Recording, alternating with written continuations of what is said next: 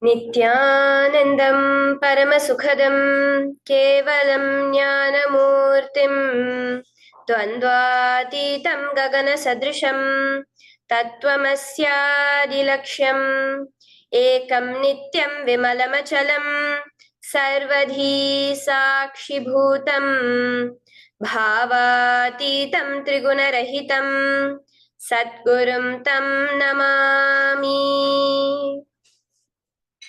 Welcome to Nithyananda Yoga, where we transcend the limits of conventional practice and dive deep into the source of our being, drawing from the original source of yoga itself. Today, we're embarking on a journey of a simple 308 asanas, the Dvitiya Vinyasa Krama.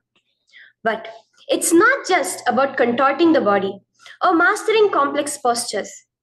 It is about connecting in oneness with the cosmos. Your body will be like wax, moldable and pliable. Today, as we embark on this journey, shed the notion of limitations. Forget the boundaries imposed by your bone and flesh. Instead, recognize yourself as the very source material of the cosmos, the consciousness from where we all come from. With each movement, you will not just be stretching muscles, you will be reaching into the depths of your consciousness. Visualize yourself as a sculptor, crafting your form with intention and precision. Want to grow 4 inches taller by the end of this session?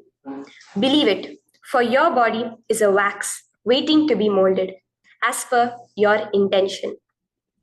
There is only one enemy towards this that we have built within each one of us, that is the parasites of negativity. Every muscle you have built in the moment of anger, of anxiety, of pain, of incompletion becomes the boundary of your consciousness. Today, we embark on a journey to detoxify ourselves, make us experience our original nature as divine. So as we go through these 12 components, which is so unique to Nithyananda Yoga, from the original source, the Vedas and Agamas, remember, you are not bound by limitations. You are the creator of your reality. Embrace your true nature. Let us sculpt our beings into an epitome of strength, flexibility, and bliss. Welcome to a transformative experience like no other, Nithyananda Yoga. There are 12 different components that consist Nithyananda Yoga. One is the asanas, which we traditionally know of. The various body postures revealed by Paramashiva to align the physical geometry of our body, the physical geography of our body, to the cosmic geometry, the cosmic geography. As Paramashiva says, sthiram sukham asanam, that body posture which is steady, comfortable, because it's in its original nature of Paramashivatva. The second are the pranayamas, the various systematic breathing techniques that Paramashiva has revealed for each one of us, that connect us to the higher dimensions of the cosmos and increase the life energy within us. The fourth are the bandhas, the different internal locks of the body. The third are the mudras, the various hand gestures and body movements to seal that life energy within ourselves. The very word mudra means seals. You will be able to seal the space of oneness within you with Paramashiva. The fourth are the bandhas, the various internal locks of the body to awaken the Kundalini Shakti, our latent potential energy, and make us conducive for the ultimate experience. The fifth are the Karanas, the beautiful dance movements of the body, revealed by Paramashiva to put you in the space of ultimate bliss, and which engage all the different parts of your body. The next are the visualizations. As Swamiji says, the intention with which you move your body manifests as your reality. As you hold the visualization within you of the various gods and goddesses of KAILASA, of the various beings of this universe, you manifest the powers of those beings within you. The next are the japas, the various powerful energy vibrations of the cosmos that you will be subtly repeating in your throat center that will cause your very DNA to be bound to the cosmos, to your consciousness with the highest frequency possible. The next are the pramanas, the chanting of the sacred mantras, the original source scripture of Hinduism that reveal the science of Nithyananda yoga, because as Swamiji says, yoga has a source and it is Hinduism. These original verses will manifest the vision Paramashiva had when he created yoga in each and every one of us. There are weights, which is an optional component, helps us to enhance our experience of Nithyananda Yoga as revealed from the source scriptures of Hinduism. The next are the mandalas, the cosmic geometrical representation. The Shri Chakra, the Shri Yantra, which is the direct geometrical representation of the cosmos. When you keep that in front of you and gaze at it throughout your Nithyananda Yoga, your body will fluidly just align itself to the cosmos. We have the Abharana, the Rudraksha, which we keep on our body, which acts as an energy battery, sucking in, storing the energy that we produce during this Nithyananda Yoga and releasing it to us throughout the day to fuel our entire day with consciousness. The last but not the least are the Aushadas, the various sacred herbs that you can apply to, which can be infused with the thought current of Paramashvatva to manifest it within you. With this understanding, let us get right into the practice of Nithyananda Yoga, which starts with invoking the presence of Paramashiva himself, the very being of Paramashiva, to witness our Nithyananda Yoga today, with the chanting of the Shiva Moola Mantra.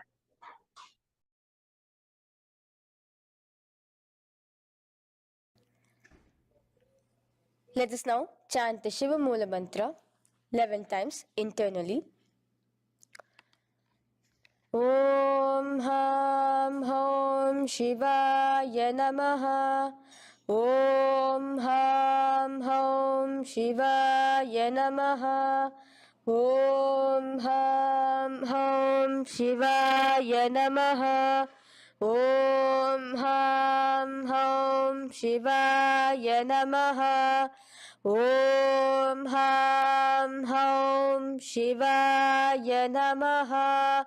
Om Ham Hom Shivaya Namaha.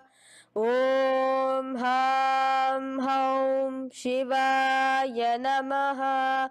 Om Ham Hom Shivaya Namaha. Om Ham Hom Shivaya Namaha. Om Ham Hom Shivaya Namaha. Om Ham Hom Shivaya Namaha. The next step of this ritual of yoga, as Swamiji reveals, yoga is a ritual, a methodology to connect yourself with the divine. As every ritual in Hinduism goes, we cleanse the three elements of our body, of the world, and of the ultimate with the Tattvachamanam.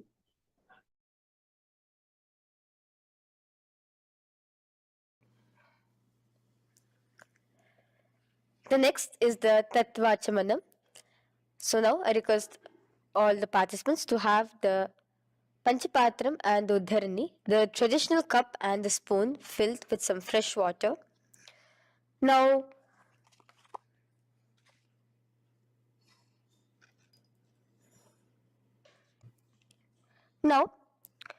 keeping your right hand in the shape of a cow's ear, the Gokarna Mudra, pour one Uddharani of water from the Panchapatram and chanting each of the following mantras internally, drink the water that flows through the base of the palm.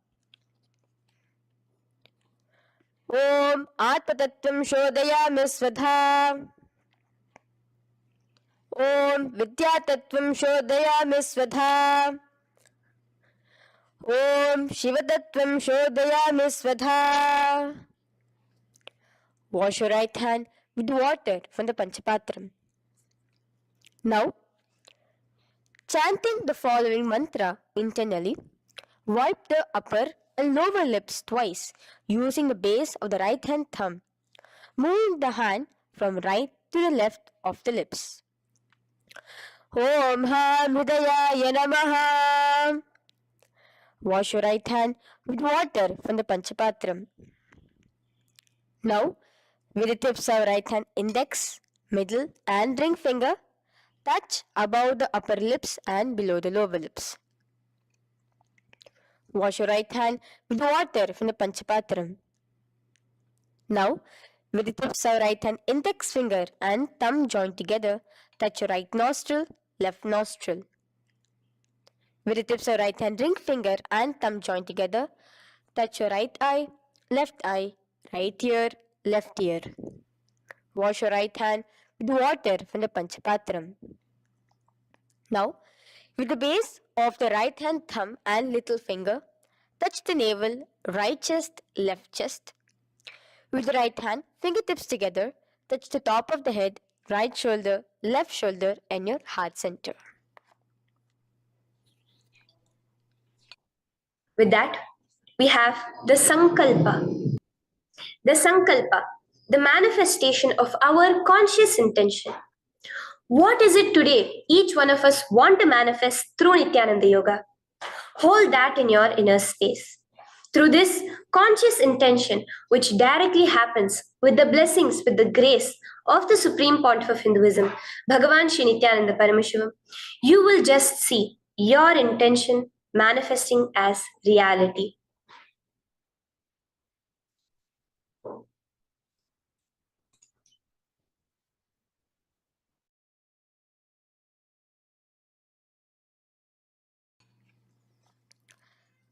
The next is the Sankalpa, the conscious resolution. So now I request all participants now to, with your right hand, cover your left palm, which is the Sankalpa Mudra, and keep both the hands on the right thigh. Continue to keep this mudra till the end of the Sankalpa.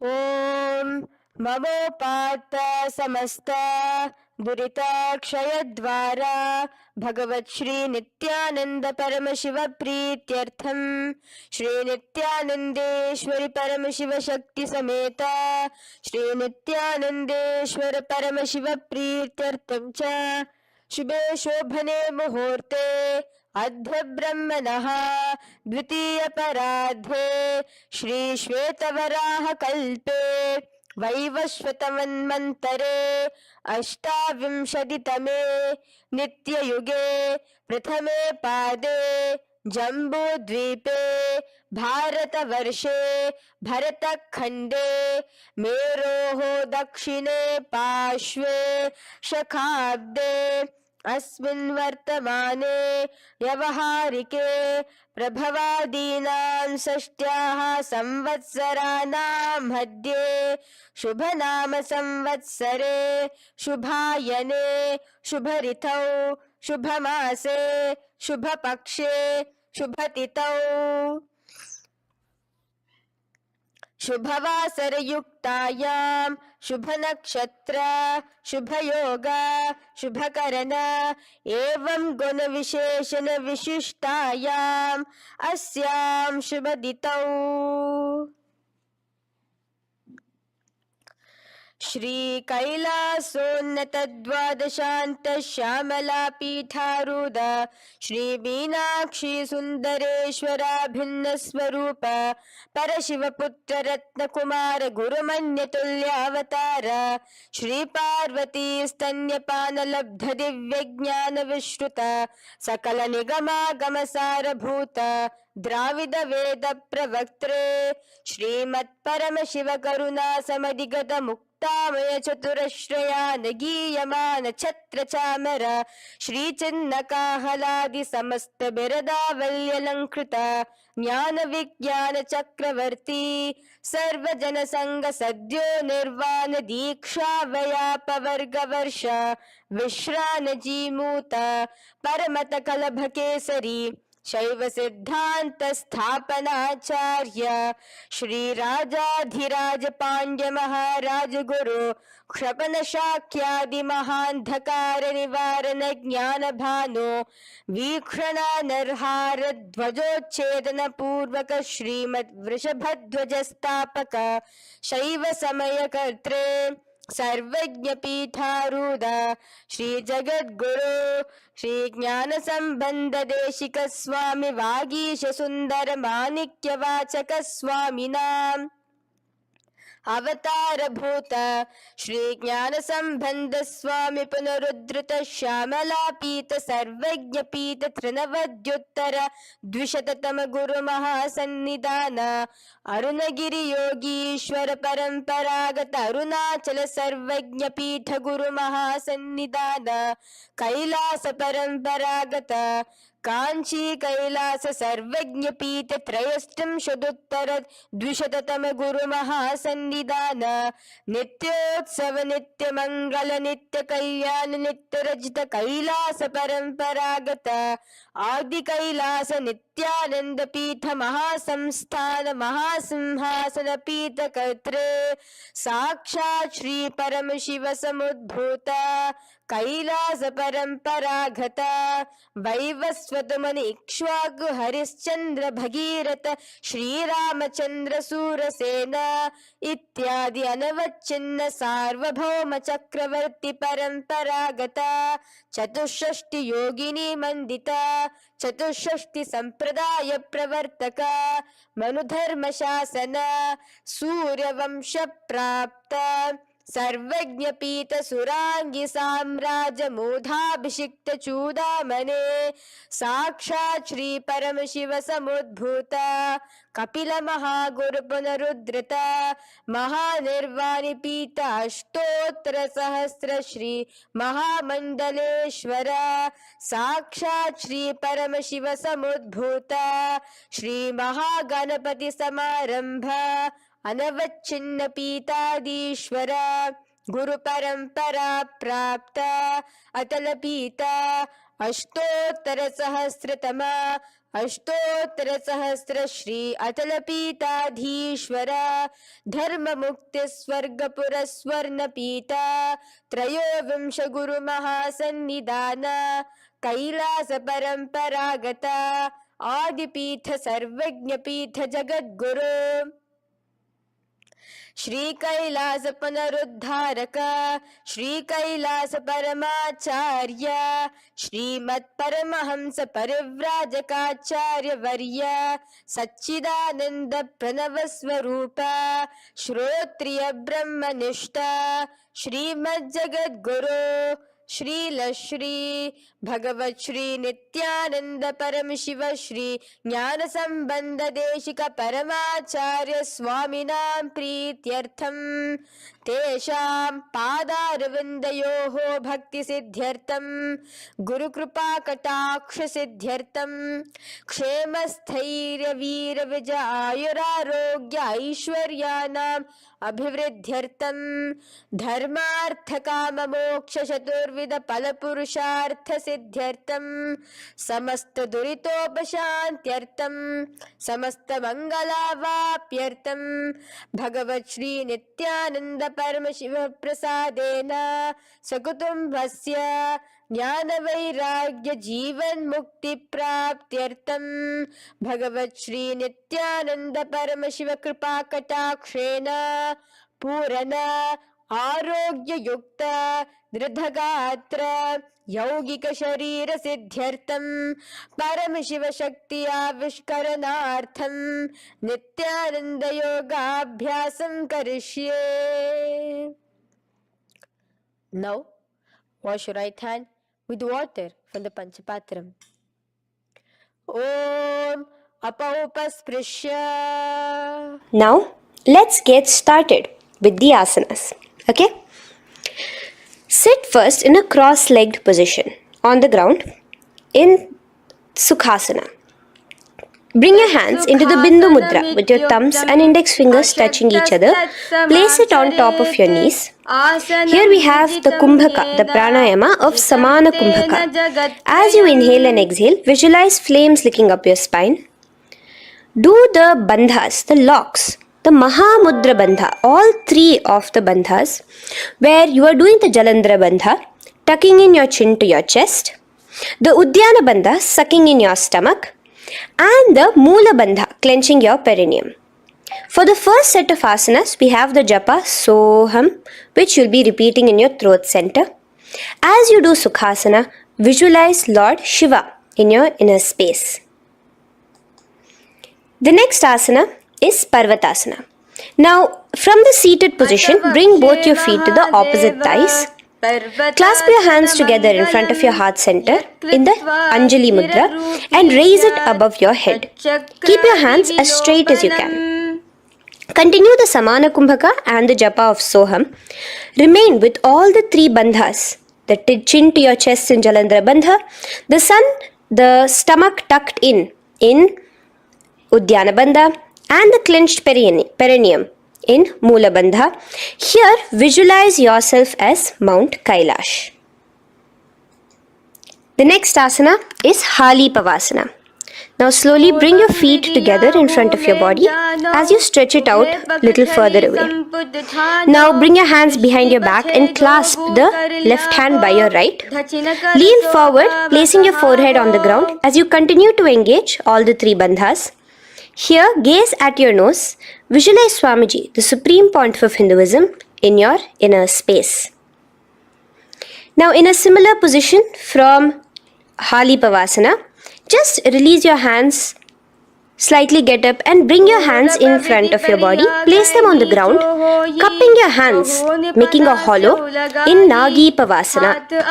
Visualize yourself as a snake, gazing at your nose. Continue the japa, the pranayama, and all three bandhas engaged. Now, raise up. This is Kokilasana. Hold your big toes with your index and middle finger in the Prana Mudra. Stretch your legs straight out and upwards. Cross it into Padmasana. Bring it to your opposite thighs. Lean forward and down onto your elbows. Again, tuck your chin into your chest, suck in your stomach, and clench the perineum in the Mahamudra Bandha. Visualize yourself as a bird in Kokilasana. The next is Nithyananda. Now, raise up again. Bring one ankle to the top of the opposite knee. Hold the elbows with your hands. Hold the respective elbows with the opposite hands. Again, engage all the three bandhas and rotate your arms in a circular motion. Keep the spine completely straight and gaze towards your nose. Visualize Swamiji, the Supreme Pontiff of Hinduism, in your inner space. Next is Gajasana. Press your hands onto the ground. You can bring your feet a little back as you raise yourself up, your hips up high. Lower your head and then chest, scooping your body forward again and again. Here, engage the Udyana Bandha, where you suck in your stomach along with the Moola Bandha, clenching the perineum. Visualize yourself as an elephant. Gajasana. Now stop the movement slowly. In another dynamic asana, which is Rikshasana, you will start alternatively pressing the heel of one foot onto the ground while lifting the other heel up. Repeat this again and again. The next is Vaishyasana. Now slowly come to a standing position. Stand tall on the tips of just your big toes. Keep your head neck straight line. And bring the middle, index and ring fingers to your heart in the Hridaya Mudra. Continue engaging the Udyana Bandha. Visualize Swamiji in your inner space. Here we have a very interesting movement, which is the Karanas, the dance movements. So the first Karana is Urdhva Janu Karana, which literally means the raised knee. So now stand in the Aramandi position, which is your heels touching together, the toes facing outwards, almost at a 45-degree angle. Bend your knees low and keep both your hands at your chest, elbows parallel to the ground. Twist one knee towards the center of your body. Raise it up. back across the body back to the original position. Simultaneously with the leg movement, follow it with your respective hand, up and across the body. Repeat this alternatively on both sides. Now, in Balalingasana, come back to a standing position straight and interlace your fingers from outside in. This is the Sarva Vashankari Mudra. Hold on to your knee, pulling it up towards your chest. Pull it tight. Continue to keep your spine straight. Engage all the three bandhas, the Jalandhara Bandha, the Udyana Bandha and the Moola Bandha. As you are holding your knee, visualize yourself holding, caressing a baby. Balalingasana. The next asana is Pada Pidanasana.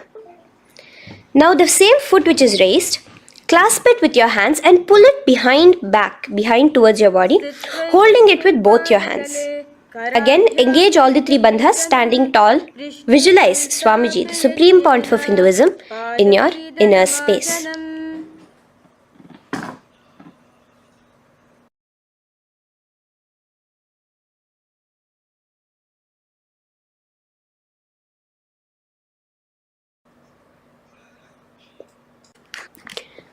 From here, let's enter into Natarajasana. Now, the same foot you're already holding behind your back, twist the same hand of that leg inwards and pull the leg back. Extend the opposite hand forward with the index and thumbs together, again in the Bindu Mudra. Now, pull the foot back and up while leaning forward in Natarajasana. Hold your balance here. Here you will be engaging only the Moola Bandha, visualizing yourself as Lord Nataraja, the Lord of Dance.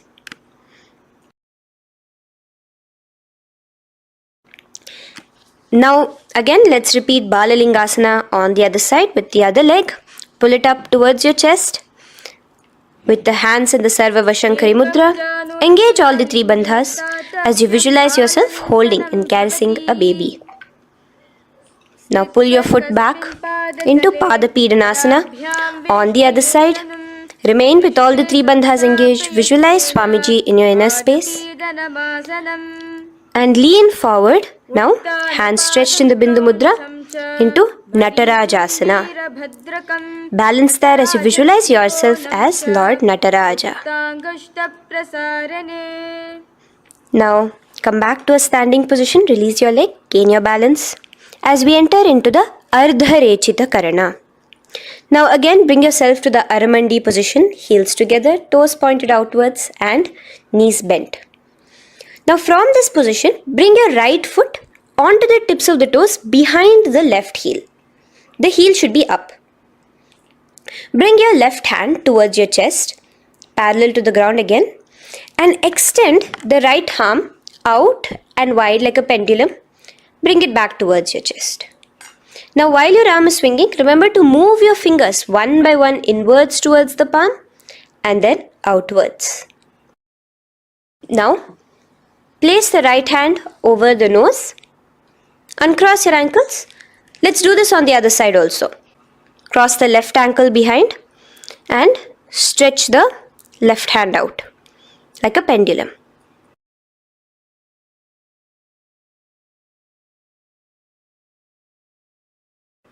Bring it to your nose and cross the ankles.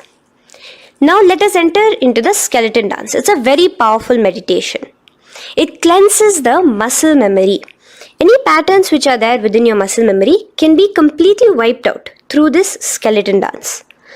Just 2 simple steps. Now stand straight. Visualize yourself as a skeleton. You can close your eyes. Just visualize yourself as pure bones. There are no muscles, no veins, no nerves, tissues, organs, nothing. Just bones, a skeleton form. And shake your body intensely. As a skeleton, you are moving yourself wildly, intensely. Just shake it all out. Move your hands, move your legs, your head. Let there be no bone in your body untouched. Just move it. Move wildly, shake. Literally feel yourself throwing all the patterns out of your system with the intensity of your shaking.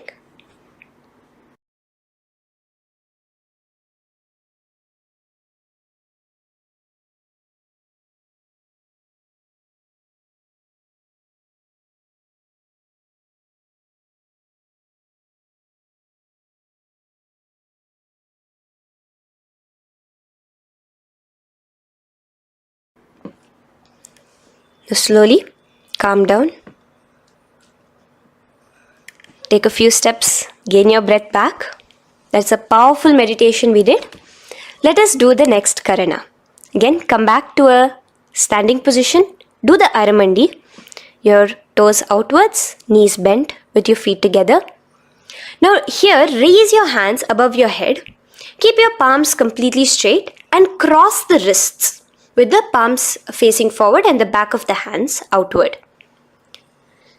Now from the crossed wrists, uncross the wrists, spreading your arms out wide while you turn your hip towards the side. Turn by the waist sideways. Bring your hands back over the head and turn on the other side. Repeat this on the other side. Do it again. Let's twist out.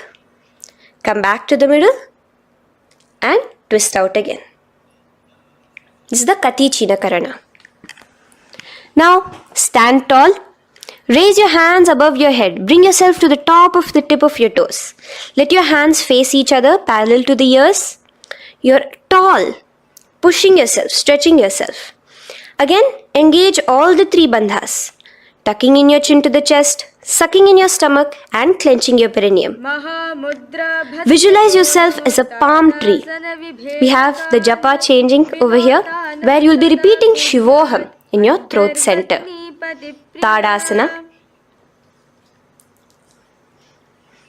Now, as we enter into Uttanasana, relax and lean forward, bringing your hands on by the ground next to your feet. Keep your palms flat on the ground. Try your best. Engage all the three bandhas. Remain with all the three bandhas engaged as you visualize Swamiji, the supreme pontiff of Hinduism himself, in your inner space. Now jump your feet back into Tarakshvasana, coming to a plank position. Keep your hands shoulder width apart. Be steady there. Chuck in your chin to your chest in the Jalandhara Bandha as well as engaging the Moola Bandha. Now rotate your head while in the Jalandhara Bandha from shoulder to shoulder, side to side. This is Tarakshvasana. Visualize Swamiji, the supreme pontiff of Hinduism, in your inner space. Yes. Now lay flat onto the ground in Bhujangasana. Lower your entire body down. Now point your toes backwards. Keep your hands by the side of your chest and push yourself off the ground. Remember to use the strength of your lower back to hold yourself up. Open your mouth wide. Inhale through the hollow of your throat and exhale through your nose. This is the Bhujangani Mudra. In Bhujangasana, you will visualize yourself as a cobra. Now come back into a plank position. So you can tuck in your toes and come back into a plank position. In Shashasana, alternate bringing one knee towards your chest, back and forth. So you'll bring one knee front, push it back and bring the other knee. Repeat this again and again. Do the Sahaja Kumbhaka. Simple breathing in, breathing out. Engage the Moola Bandha, clenching your perineum. Visualize Swamiji, the supreme pontiff of Hinduism. Okay. Now place your legs back into the plank position as we enter into Rathasana.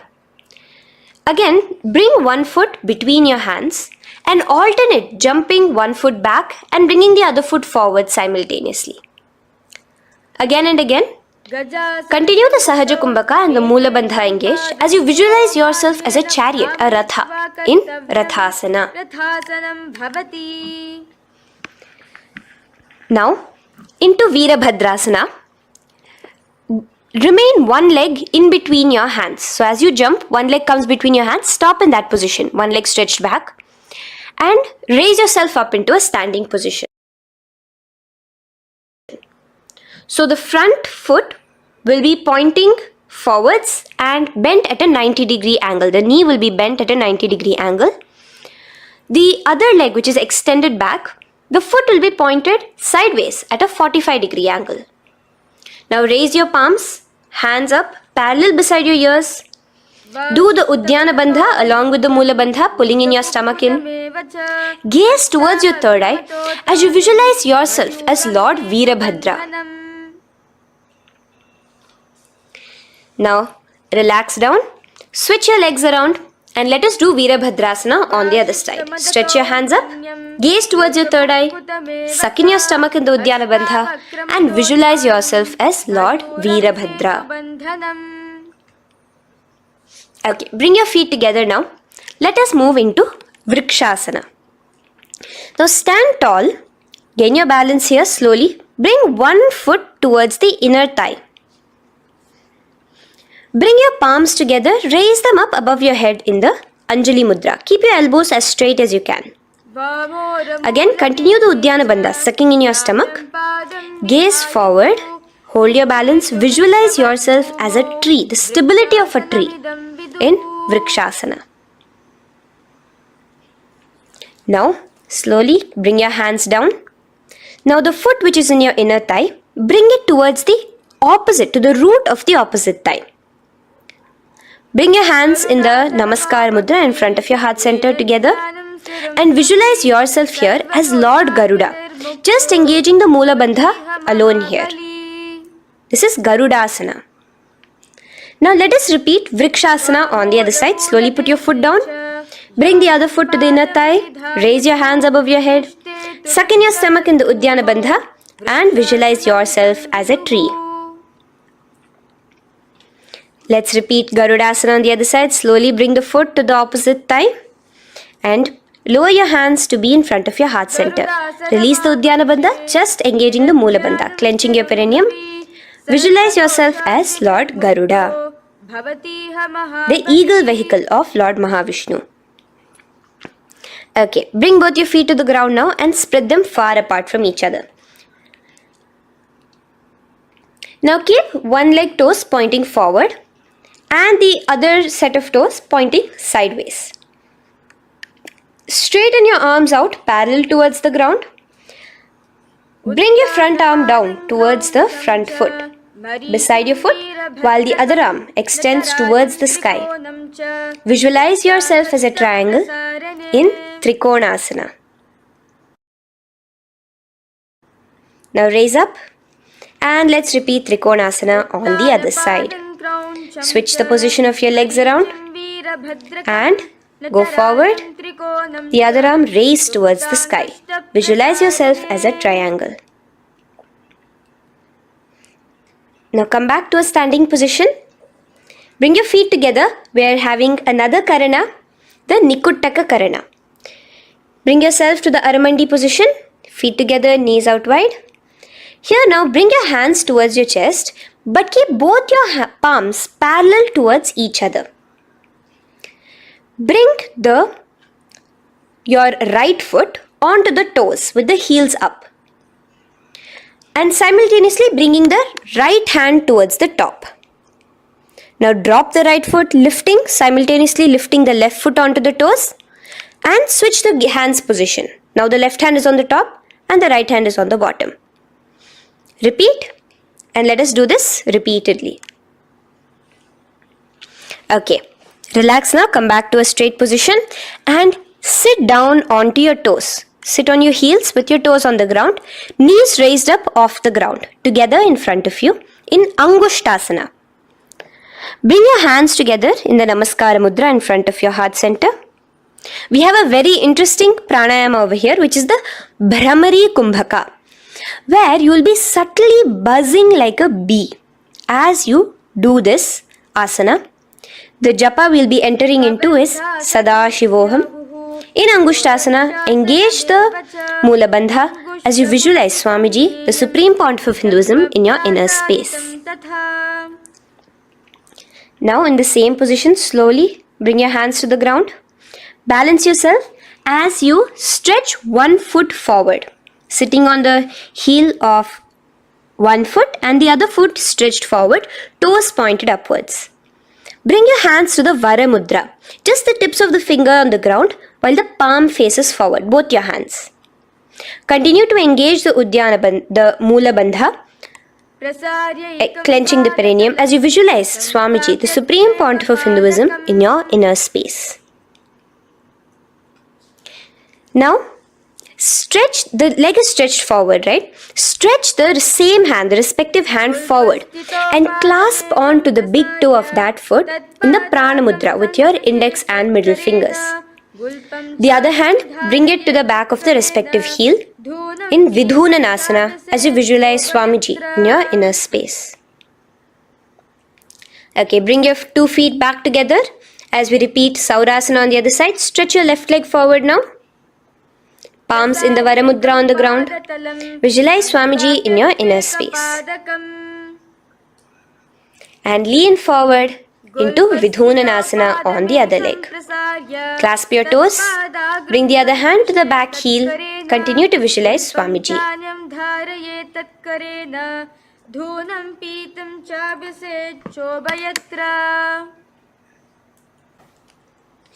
Now bring your 2 feet back together as you continue to sit on the heels, getting a nice toe workout here.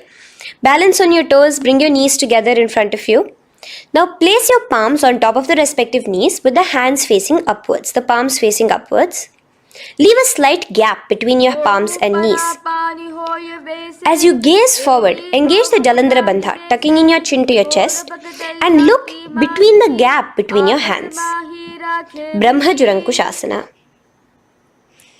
The next is Kapilasana. Now spread your knees wide and place them onto the ground. Keep your hands on the respective knees. Pull your stomach in and up in the Uddiyana Bandha. Gaze towards your nose as you visualize yourself as Mahakapila Muni, the first man that ever started thinking. In the same position, just release that Uddiyana Bandha. Release the lock of the stomach, but continue to clench your perineum in Mula Bandha as you switch your gaze to your third eye. So from your nose, switch your gaze to the third eye. Visualize Swamiji, the Supreme Pontiff of Hinduism, in your inner space. Bhadra Gorakshasana. Next is Suryasana. Now, your toes are tucked. Just lift your knees off the ground, wide apart. Bring your hands together in the Padma Mudra with the little fingers and thumbs joined together. Engage the Uddiyana Bandha, suck in your stomach and raise your hands up tall above your head. Slightly lean back as you look towards the gap between your hands. Visualize Lord Surya in your inner space. Now relax, slowly bring your hands to the ground. Sit on top of your heels, the toes flat. Here, keep your hands on top of your knees and lift your tongue up against the roof of your mouth in the Manduki Mudra. Do the Sahaja Kumbhaka, simple breathing in and out.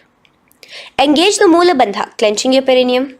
With the Japa Sadashivoham, repeating in your inner space, here you will visualize yourself as a frog in Mandukasana. Your tongue pressed against the upper palate. Is your frog-like tongue catching the nectar of immortality dripping from your Sahasrara Chakra? Gaze towards your third eye in Mandukasana. Now from here itself, moving into Uttana Mandukasana. Just bring your hands to the opposite shoulders, remaining in the same seated position. Continue with the Uddiyana Bandha engaged, gazing at your third eye. The Manduki Mudra, tongue pressed against the top of your palate, visualizing yourself as a frog in Uttana Mandukasana. Slowly bring your hands out from behind your back. Now slightly raise up and cross your ankles behind you. Sit on top of your crossed ankles. Keep your knees wide and your fingers spread on the top of your knees, both your hands. Open your mouth wide and stick out your tongue, exhaling forcefully. Gaze at the tip of your nose. Repeat this several times because you're visualizing yourself as a lion in Simhasana. The next asana is Bhadrasana. Now you can release yourself and uncross your ankles. Just keep your toes crossed behind you. Again, sit on top of your heels, keeping your knees wide apart. Cross your hands behind your back, hold on to the big toes in the Prana Mudra with your index and middle fingers. Apply the Jalandhara Bandha, tuck in your chin to your chest along with the Mula Bandha, sucking in your perineum. As you gaze towards your nose, here, resume the Brahmari Kumbhaka, buzzing like a bee subtly in your inner space as you visualize Swamiji, the supreme pontiff of Hinduism, in your inner space. Now bring your hands out from behind you. As you bring yourself to a squatting position. Keep your feet flat onto the ground as close together as possible, but your knees opened wide.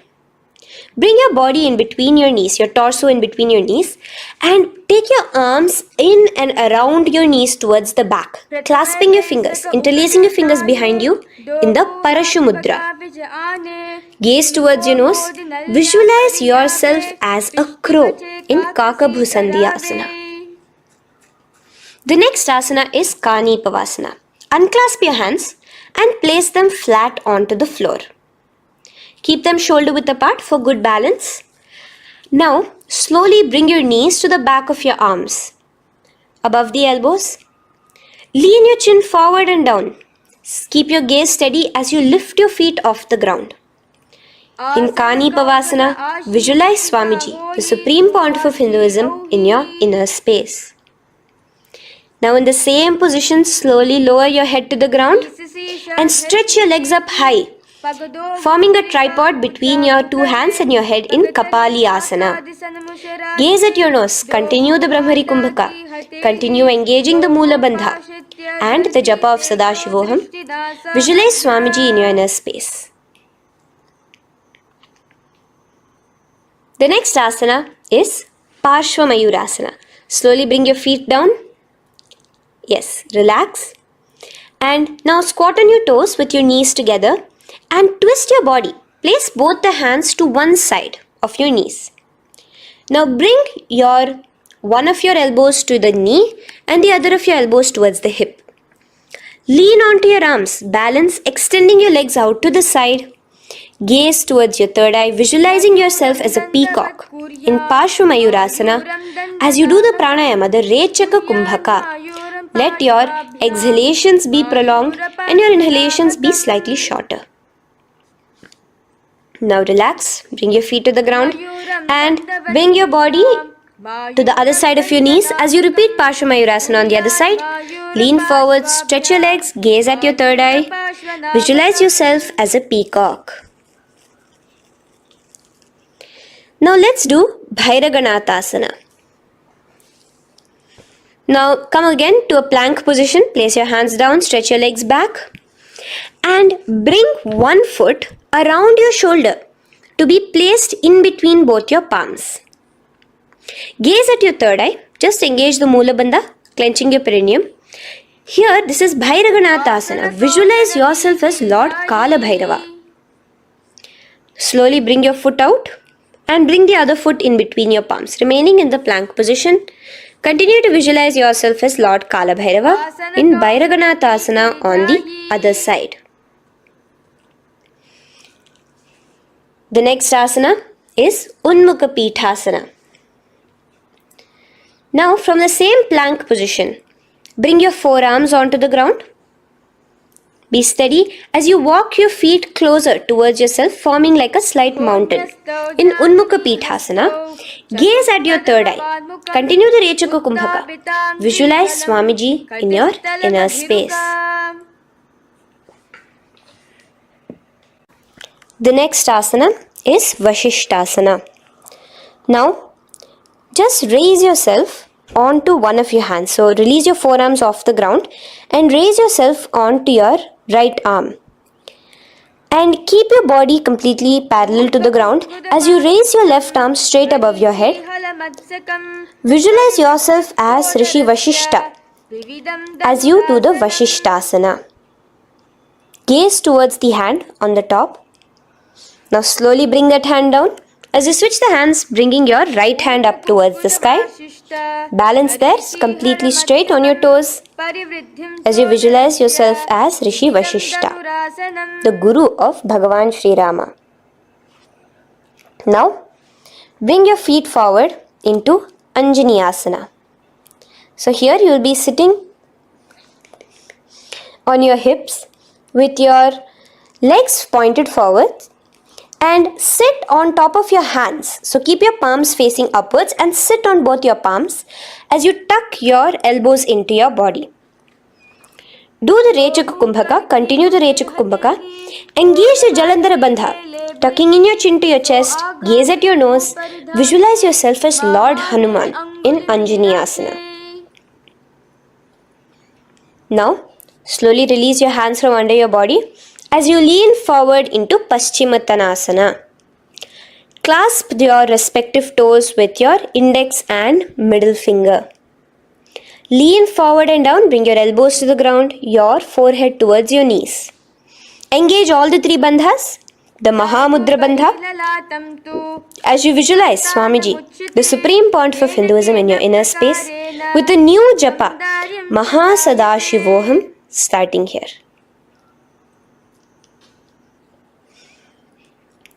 The next is Ugrasana. Now, you can raise up and clasp your hands behind your neck in the Parashamudra. Interlace both your fingers. Lean forward and down, bringing your forehead to your knees and your elbows onto the ground. Again, engage all the three bandhas in the Mahamudra Bandha as you visualize Devi Kali in your inner space in Ugrasana. The next is Marichi Asana. So raise up and keep one leg pointed forward while you bring the other leg towards the groin, the knee pointed upwards. Place the foot flat on the ground. Now lean forward, bring both your hands, wrap your arms around the raised knee, clasping your hands behind the back together. Bring your chest to the thigh with your head towards the knee. Here engage just the Mula Bandha, sucking in your perineum, as you visualize yourself as Rishi Marichi in Marichi Asana. The next asana is Mahamudrasana. Now slowly raise up and the raised knee, let it rest by your side with your leg towards the inner thigh of the opposite leg. Now again reach down, hold your foot, bring your elbows to the ground, your forehead to your knees. Engage all the three bandhas in the Mahamudra Bandha. Gaze at your nose, visualize Swamiji himself in your inner space. Raise up. Let's repeat Marichi Asana on the other side. Bring the other foot straight while the other foot comes into the groin. Knee up. Lean forward, clasping your hands behind your back. Visualize yourself as Sage Marichi. Now from here, raise up, engage all the three bandhas as you let your knee fall to the side. Lean forward, clasping the foot. Gaze at your nose. Visualize Swamiji in your inner space in Mahamudrasana on the other side. Now, bring yourself to a seated position. Sit and bring the soles of your feet together. Bend your knees and keep your heels as close towards you as possible. While try to touch your knees to the ground. Clasp your feet together with both your hands. Maintain a straight spine. Gaze towards your nose in Bhadrasana 2. Visualize Swamiji, the supreme pontiff of Hinduism, in your inner space. The next asana is Gwali Pavasana. Now, keeping your feet together, just bring your hands towards the respective knees. Just lightly place them there. Tuck your chin to your chest in the Jalandhara Bandha, continuing to engage the Mula Bandha, clenching your perineum. As you gaze at your nose, visualize Swamiji, the supreme pontiff of Hinduism, in your inner space. Now, push your soles slightly further away from you. The joined feet, push it further away from your body. And lean forward, keeping both your hands, the fingers inside of the feet. Hold the soles of your feet. Lean forward and down. Bring your forehead to the ground. Gaze at your nose. Visualize the Yoni Mandala in your inner space. In Joni Asana. The next is Midiki Pavasana. Raise up. Stretch your arms out wide beside your body as you lean forward, your arms going over your knees. Bring your forehead to your feet. Continue to gaze at your nose. Visualize Swamiji, the supreme pontiff of Hinduism, in your inner space. Now, in Siddha Samadhi Asana, raise yourself up. Now, put your hands, your forearms, underneath the calves of the respective legs. Let your palms face up towards the sky as you bring your head down to your feet. Gaze at your nose as you visualize Lord Surya in your inner space in Siddha Samadhi Asana.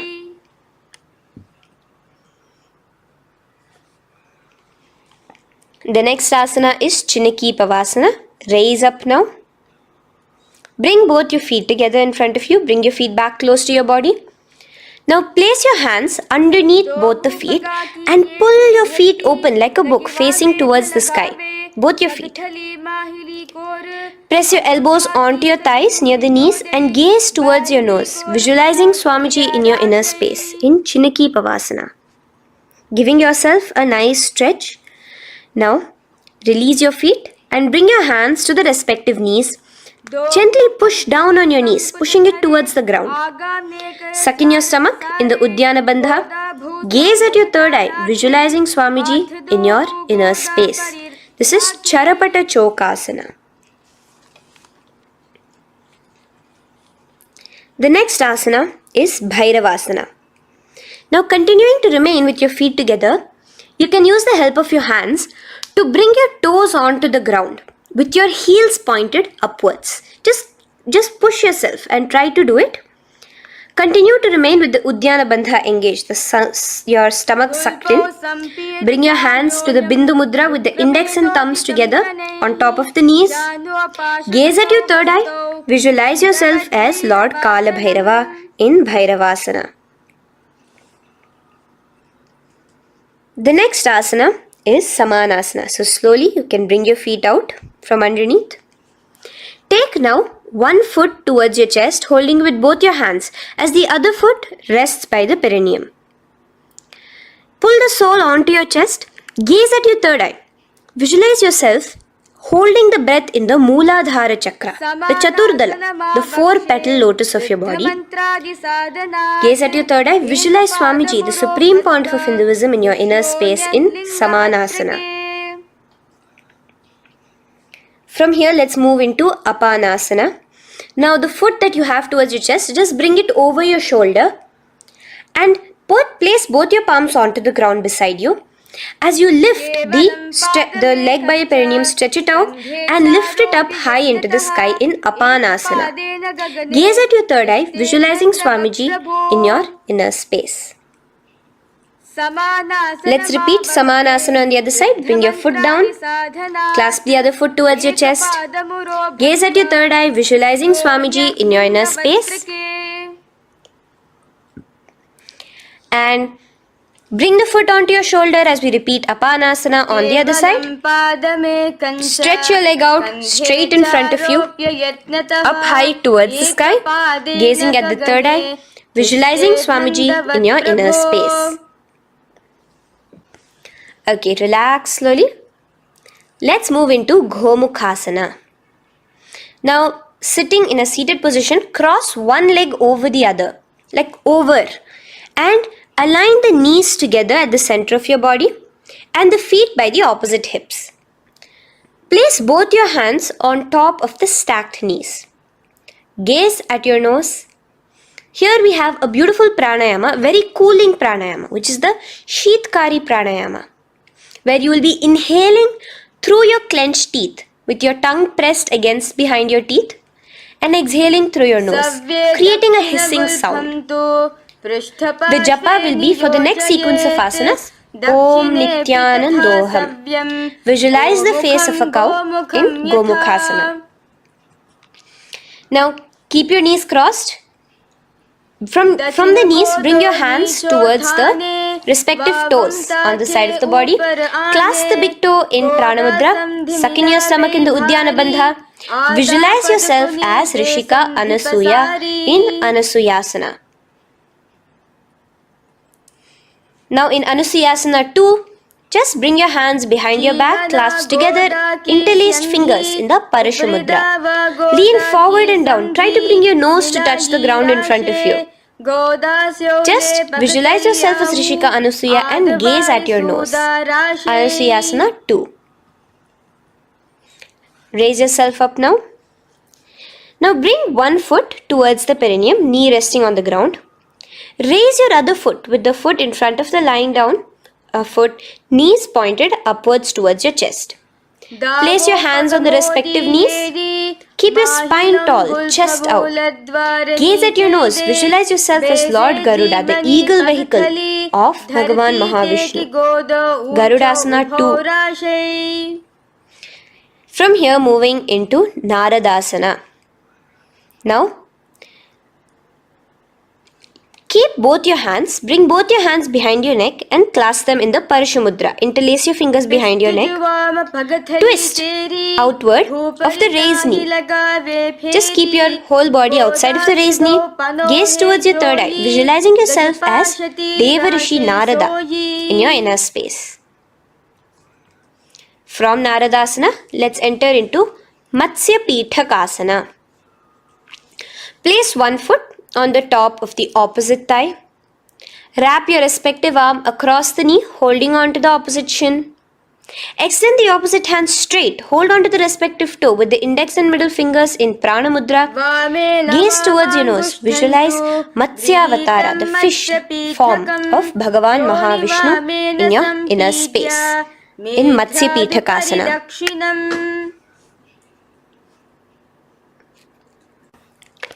From there, let's repeat the Gomukhasana and the rest of the asanas on the other side too. So slowly you can cross your knees over to the other side in Gomukhasana. Keep your hands on the top of your knees.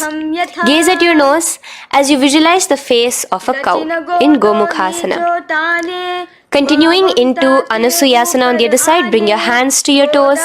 Suck in your stomach in the Udyana Bandha. Gaze at your nose, visualize yourself as Rishika Anasuya. And lean forward, bringing your hands behind your back in Anusuyasana 2. Interlace your fingers in the Parashamudra.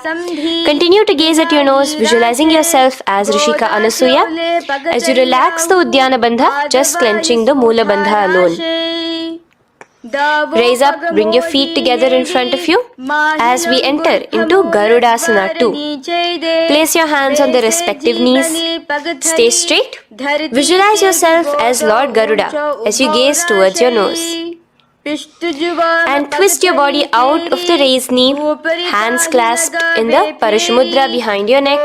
Gaze at the third eye, visualizing yourself as Devarishi Narada. And bring the foot to the opposite thigh as we enter into Matsya Pithakasana on the other side. Clasp your toe in Prana Mudra. Gaze at your nose, visualizing Matsya Avatara, the fish avatar of Lord Vishnu in your inner space. Now let's enter into Matsyendrasana. Remaining in the same position with one foot on the opposite thigh, place the other foot on the ground on the far side of the other thigh. Twist. Bring your elbow outside the raised knee. Keep the raised arm by your neck. Turn backwards. Gaze towards your third eye. The other hand straight out. Visualize Matsyendranatha, the great Rishi and master of Hatha Yoga in your inner space. Just switch your hands around. Straighten the hand that was originally bent and bend the other hand towards your neck. As we enter into Kubhasana, visualize yourself as a camel. Continue to gaze at your third eye. Now, straighten out both your hands straight out in the same position. Continue to gaze at your third eye, visualizing Matsyendranatha, the master of Hatha Yoga in your inner space. Now slowly take your foot off from the thigh. As we enter into Matsyendrasana on the other side, bring the other foot to the thigh. Place the other foot on the far side. Twist, bringing your elbows outside of the raised knee, hands on the head. The other hand stretched out back. Twist, gazing at your third eye. Visualize Matsyendranatha in your inner space. Switch the hands around as we enter into Kubhasana. On the other side, remember to visualize yourself as a camel. Now stretch both your hands out in Matsyendrasana 2 on the other side. Visualize Matsyendranatha in your inner space. Now, with one leg on the thigh, bring the other foot too to the opposite thigh in Padmasana. Place your palms on the respective knees. Engage all the three bandhas in the Mahamudra Bandha, tucking your chin to your chest, sucking in your stomach and clenching your perineum. We have a new pranayama here, which is the Shitali Kumbhaka, where you will continue to inhale through the teeth without creating the hissing sound, and exhale through your nose. A new japa of Om Nithyananda Mahasadashivoham starts here. Gaze at your nose in Padmasana, visualizing yourself as Bhagavan Paramashiva. Now, keeping your legs in the same position, just cross your hands over each other, clasping onto the toes with your index and middle fingers in the Prana Mudra. Gaze at your nose, visualize yourself as Devi Parvati, the consort of Lord Paramashiva in Padmasana 2. Now, uncross your hands. Take your hands and insert it into the gap between your thighs and your calves. Put both your hands within and pull it out on the other side. As you balance on your hands, lifting your whole body off the ground, visualize yourself as a rooster in Kukkutasana. Now relax. Take your hands out from inside your feet as we enter into Baddha Keki Asana. Place your hand onto the ground as you raise up on your knees. Place your palms on the ground, fingers pointing towards the legs. Now keep your elbows together, pressed against your navel. Slowly lean forward, balancing, and extend your knees off the ground, visualizing Swamiji in your inner space. In the same position, stretch your legs out behind you. In Mayurasana, visualize yourself as a peacock. Hold your balance. Relax now. Yes, relax flat onto the ground into Makarasana. Lay down completely flat. Keep your feet pointing outwards, far away from each other. Place your forehead on the mat. Interlace your fingers behind your neck in the Parashumudra. Just relax, visualizing yourself as a crocodile as we go back to the Sahaja Kumbhaka, the simple breathing in, breathing out. Just keep the Moola Bandha alone engaged.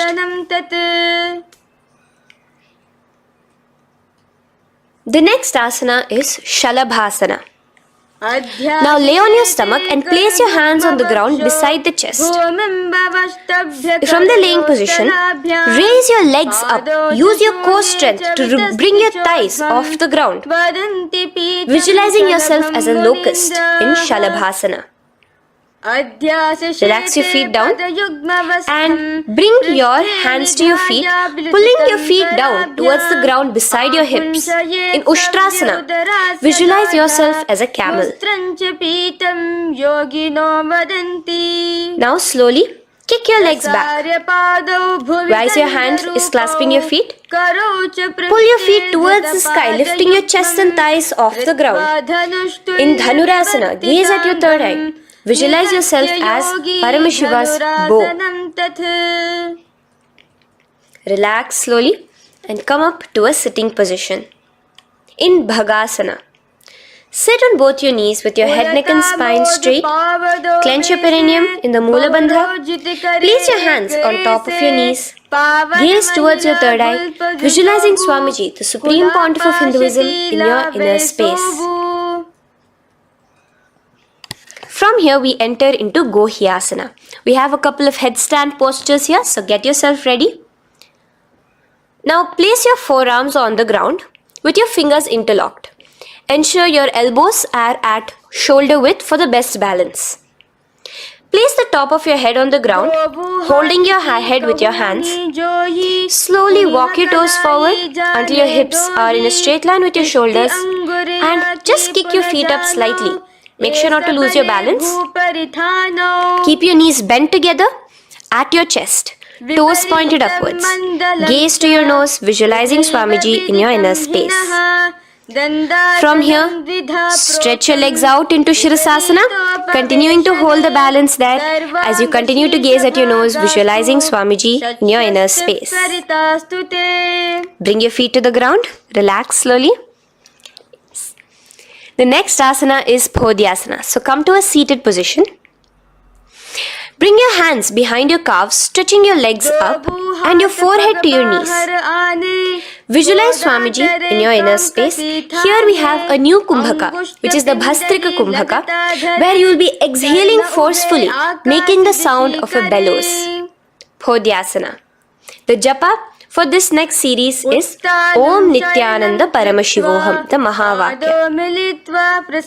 Relax yourself. Continuing to remain balanced with your legs up, just bring your hands to the opposite shoulders. In Parighasana, visualize yourself as a mace as you gaze towards your third eye. Now relax. Keep your elbows and palms onto the ground as your legs are raised. Visualize yourself as a boat in Naukasana. Continuing to gaze towards your third eye, remember to continue the Bhastrika Kumbhaka. Forceful exhalation. Now, continuing to keep your balance, just bring your hands to your feet and scoop your hands underneath the heels, pull it towards the chest. Keep your spine upright, gaze towards your nose. Visualize yourself as Lord Rudra in Rudrasana, the most ferocious form of Paramashiva. Now lay on your back, so you can remove your hands from underneath your feet and lay on your back. With your feet flat on the ground, knees pointed upwards. Now place your palms down. Just let your fingers touch the back of your heel. Do not clasp your feet. Lift your hips up high, pressing the feet onto the ground. Chin tucked to the chest in the Jalandhara Bandha automatically. Gaze at your nose, visualizing Swamiji in Unmukha Pithasana 2. Now lay onto the ground in Shavasana. Just lay completely flat with your palms facing upwards by the side of your body.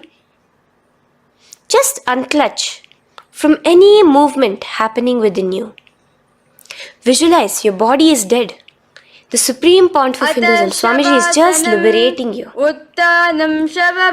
Just let your awareness, your energy completely pervade your body in the Shakti Chalan Mudra as you continue to vibrate with the Mahavakya.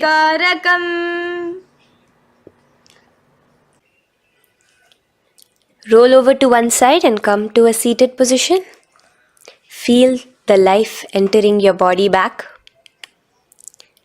In a seated position, let us get continued with the sequence. We have 200 asanas more to go, starting with Yathasanishtasana.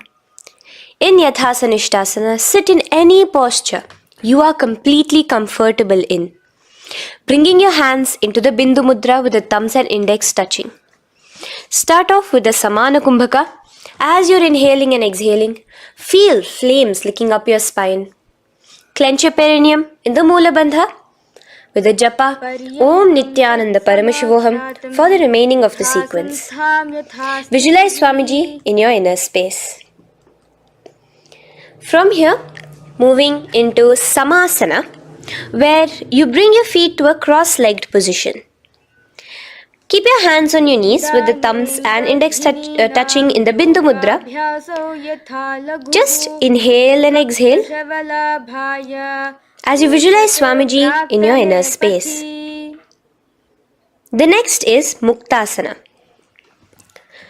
Press your left foot against your genital region. Place the right foot on top of your left. Keep your hands facing downwards on top of your knees. Sit straight, gazing towards your nose. Visualize yourself as a sage liberated by Swamiji himself.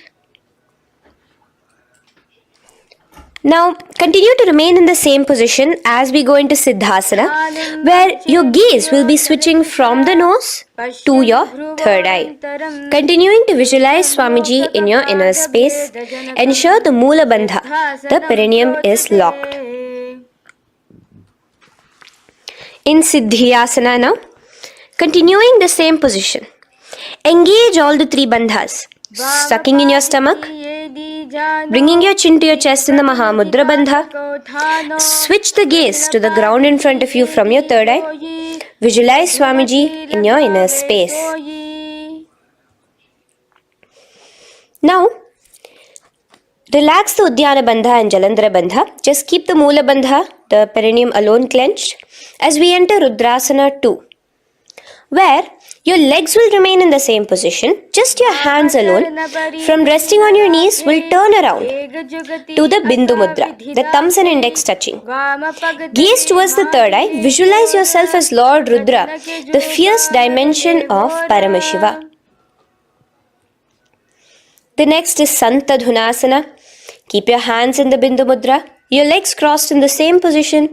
As you switch your gaze from your third eye to your nose, visualizing Swamiji, his tranquility, unshakable nature. Now, relax the Bindu Mudra, keep your legs in the same position, and bring your hands to your navel, cupping one palm over the other in the Samputa Mudra. It looks sort of like a lotus bud. Continue to visualize Swamiji in your inner space in Siddhasana 2. The next asana is Bandha Yoni Asana. Maintaining one heel over the other in the same position of the legs, bring your hands to your face in the Shanmukhi Mudra. So just listen carefully now. Bring your little fingers beneath the bottom lip of both hands. Your ring fingers above your upper lip. Your middle fingers closing your nose, your nostrils. Your index finger covering your eyes. And your thumbs pressed into your ears. This is Bandha Yoni Asana, visualizing Swamiji in your inner space.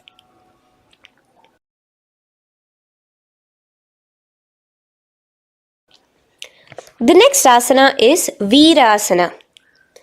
Now, you can remove your hands from your face and bring one foot onto the thigh, onto the opposite thigh, and the other foot underneath the thigh.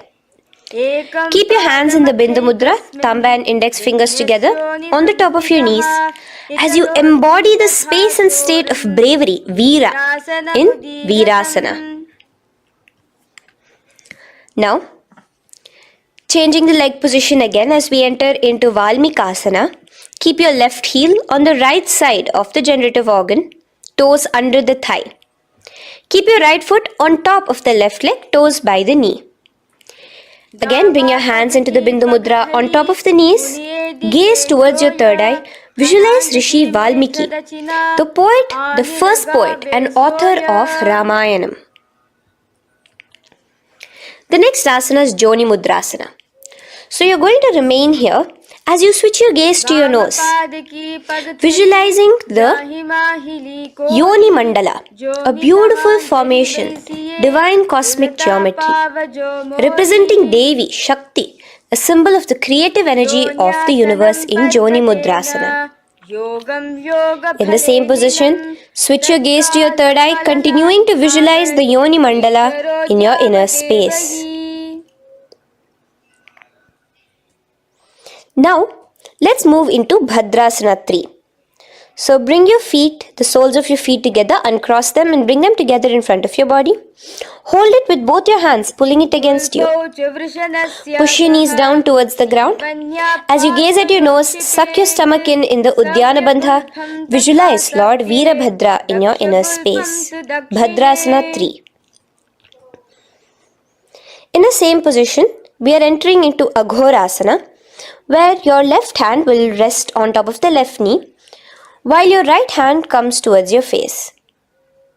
Now, do the Khechari Mudra, where you are bringing your tongue towards the upper palate, gazing towards your third eye.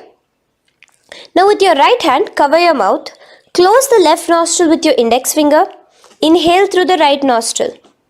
Close both the nostrils, hold your breath and exhale through the left nostril in the Abhyantara Kumbhaka. Repeat this on the other side. Visualize yourself as an Aghori, completely dedicated to Paramashiva in Aghorasana. The next asana is Kaneri Pavasana. So you can distance your feet a little away from your body. As you lean forward, place your elbows onto the soles of your feet and rest your chin on your palms. Gaze at your nose, suck your stomach in Uddiyana Bandha. Here, continuing with the Rechaka Kumbhaka, where your exhalations are prolonged than your inhalations, visualizing yourself as a female elephant drinking water in Kaneri Pavasana. The next asana is Parasana. So now, come to a seated position, raise yourself up and keep your knees raised. Bring your hands underneath your knees, between your calves and thighs, and clasp them together. Interlace your fingers in the Parashamudra in front of your navel. Lift your feet off the mat. Visualize Swamiji, the supreme pontiff of Hinduism, in your inner space as you gaze at your nose in Parasana. The next asana we'll be moving into is Gopi Chandasana. Now take your hands out from in between the feet as you let your feet rest on the ground. Take your hands out from underneath your calves. Interlace your fingers around the feet with the soles of the feet together and raise it up towards your chest.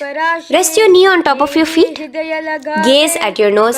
Embody the state and space of a king in Gopi Chandasana. The next asana is Udarasana. So now just quickly release your legs, bring your hands underneath your calves and hold on to your feet again from inside out, both your feet together. Bring your feet up to your chin, resting your chin on top of the interlaced fingers. Bring your feet to your chest, gaze at your nose, visualizing your body, the supreme pontiff of Hinduism, free from any defects in Udarasana. Now, in the same position, just lift your legs up towards your head. Let the top of your hands come towards the top of your head, your forehead. And this is Vishishtasana. Visualize yourself excelling in everything in this posture. Now, slowly relax. Keep your hands underneath your shins as you take your hands up to the shoulder, pulling your hand and interlacing your fingers behind your neck. In Bhujasana, visualize yourself as a cobra. The next asana is Kalyanasana. So in the same seated posture, bring your hands around from behind your neck, remove them and put them around your back, interlacing the fingers behind you. Gaze at your nose. Visualize yourself as a beautiful, auspicious goddess in Kalyanasana.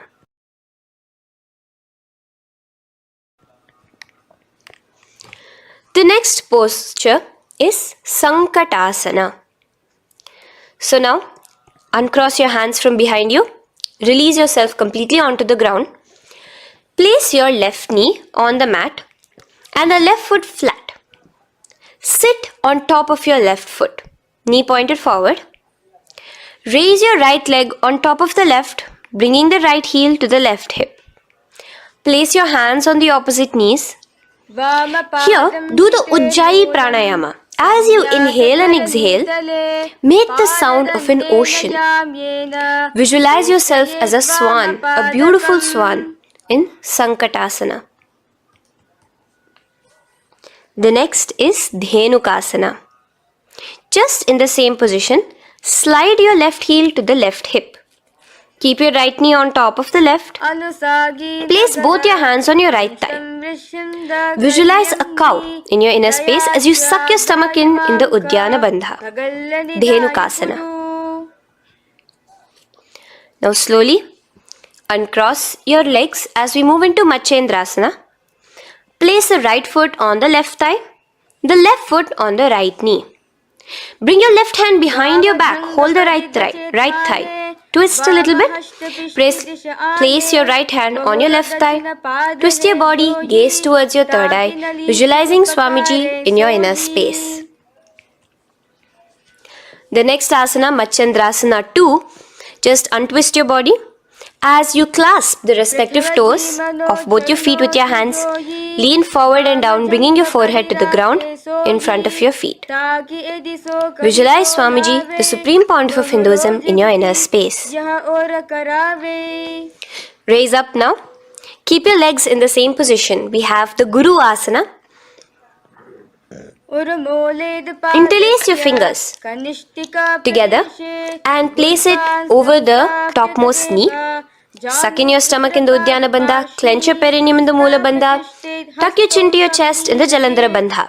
As you engage all three bandhas, visualize Swamiji in your inner space.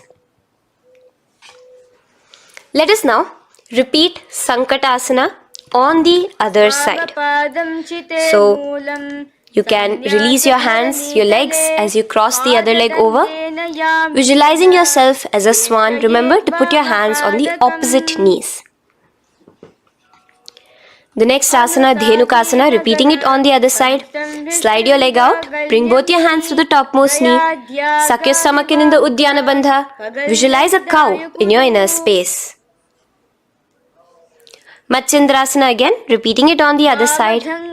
Bring your legs to the cross-leg position. Twist your body around as you gaze at your third eye, visualizing Swamiji in your inner space. Untwist as we enter into Matsyendrasana 2 on the other side. Hold on to your feet, bring your forehead to the ground, continuing to visualize Swamiji in your inner space.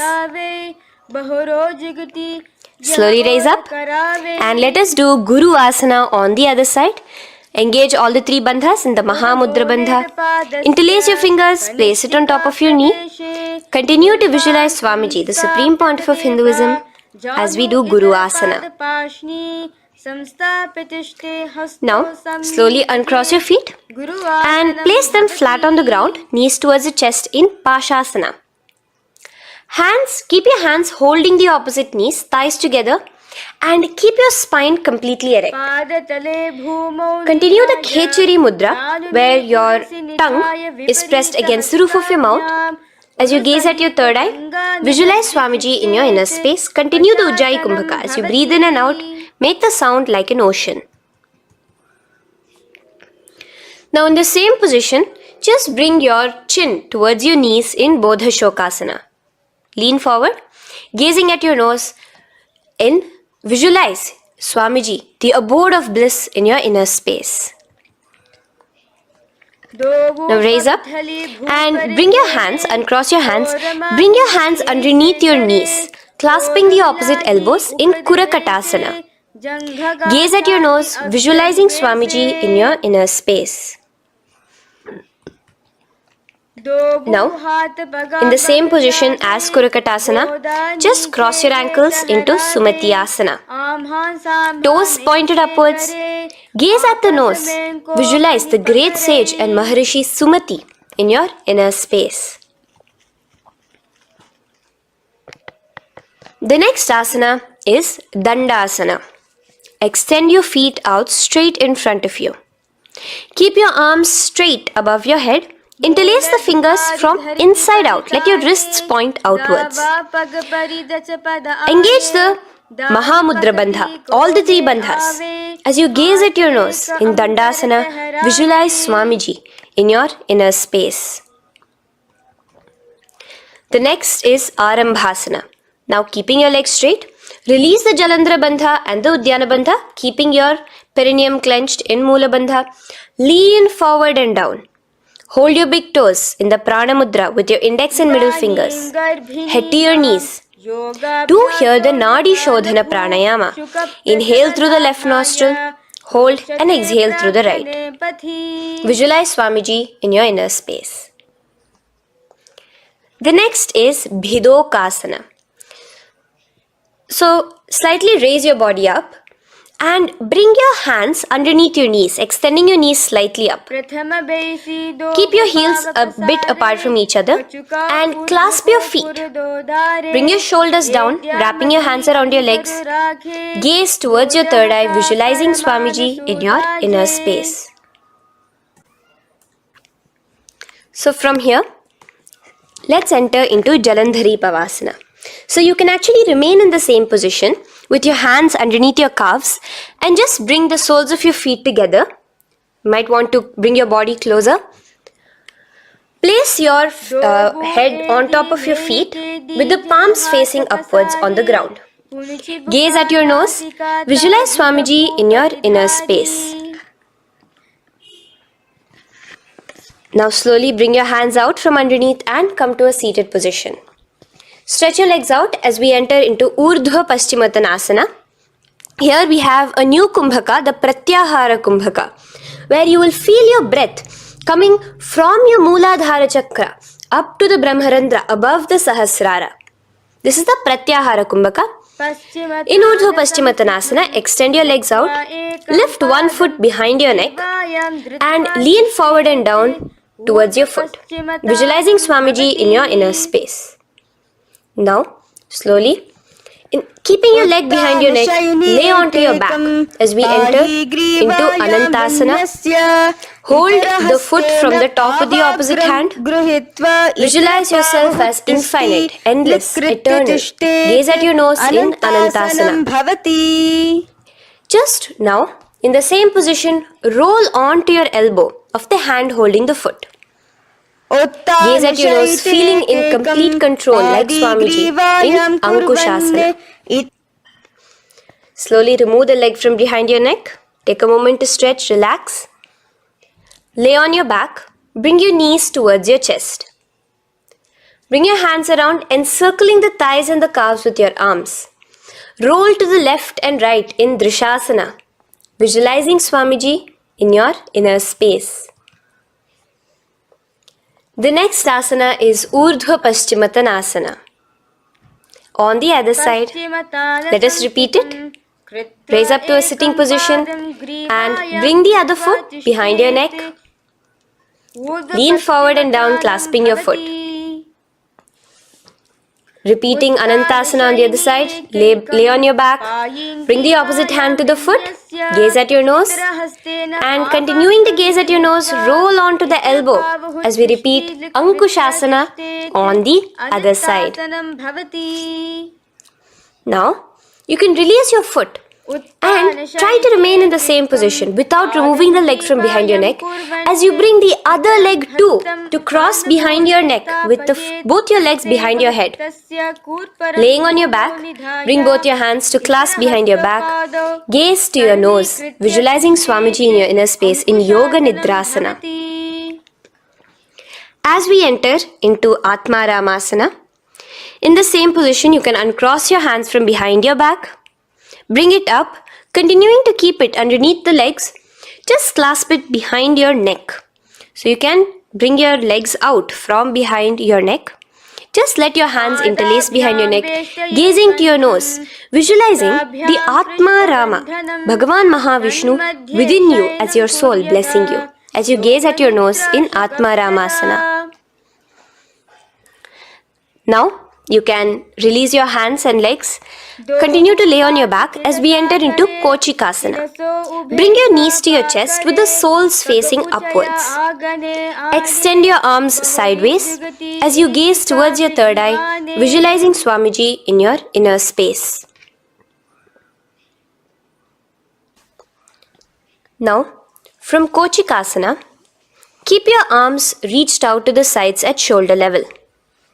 As we enter into Jatara Parivritti 1, keep one knee bent, twist it and bring it to the ground on the opposite side with the other leg extended straight. In Jatara Parivritti 2, keep both the knees bent to one side. And in Jatara Parivritti 3, keep both the legs straight to one side. Throughout this, keep your head looking in the opposite direction. And let us repeat this on the other side. You can bring your knees back to your chest. Let your legs out, go to the other side and do Jatara Parivritti 1, 2 and 3. The next asana is Dvipada Pitham. So now, from Jatara Parivritti, you can bring your feet down, lay on your back with your knees pointed upwards, feet flat on the ground. Extend your hands, holding your ankles. And lift your hips up. Engage the Jalandhara Bandha automatically as you raise your hips up, gaze at your nose, visualizing yourself as a bridge in Dvipadapitham. Now in Paryankasana, so you can lay back onto the ground and place your feet flat. Bring your arms over your head, placing the hands flat near your shoulders with the fingers pointing towards the feet. Lift your entire body up and off the ground in Paryankasana as you visualize yourself as sturdy as stone furniture. Lay back down slowly as you bring your hands out. Keep your knees to your chest here and your hands on the shoulders as we enter into Svottanasana. Visualize you're laying on your back as a playful dog. Move your hips in the circular motion. Do the Sahaja Kumbhaka. Now let us enter into Viparita Karani. First, bringing your arms out from behind your shoulders. Let your arms be extended by the side of your body. Use the strength of your arms, palms flat on the ground, to push your body, your upper body, your lower body off the mat. And keep your legs straight above you, extended. Move your legs around and around in Viparita Karani. Automatically the Jalandhara Bandha is engaged. Breathing during the Jalandhara Bandha is the Murcha Kumbhaka. Visualize Swamiji in your inner space. The next is Viparita Karani 2. In the same position, just stop the rotational movement of your legs. Visualize Swamiji in your inner space. Now, as we enter into Langalasana, just let your feet from the top rest onto the ground above your head. Interlace your fingers in the Parashu Mudra behind your body. Visualize yourself as a plow in Langalasana, continuing to engage the Jalandhara Bandha. भूमिं कर्षयेत् लङ्घलासनं भवति. Now, in Shaita Paschimottanasana, bring your hands out from behind your body and hold on to the toes above your head. Keep your legs and hands completely straight. Visualize Paramashiva as Shaita Paschimottanasana is one of the 84 different asanas directly revealed by Paramashiva himself. Continue to do the Murcha Kumbhaka, inhaling and exhaling with the Jalandhara Bandha. Clasping your toes now, spread your feet wide apart from each other in Supta Konasana. Visualize Swamiji in your inner space. Bring your feet back together as we enter into Chakrasana. Clasp your ankles, keeping your legs and hands completely straight above your head. Visualize yourself as a chakra, a wheel in Chakorasana. Now slowly rest your back onto the ground. Keep your legs raised up in Supta Prasarita Padangushtasana. Clasp the respective toes in the Prana Mudra with your index and middle fingers and spread your legs out wide apart from each other. Visualizing Swamiji in your inner space, restart the Ujjayi Kumbhaka where you're inhaling and exhaling, making the sound of an ocean. Bring your feet together in Supta Padangushtasana in the same position, continuing to visualize Swamiji in your inner space.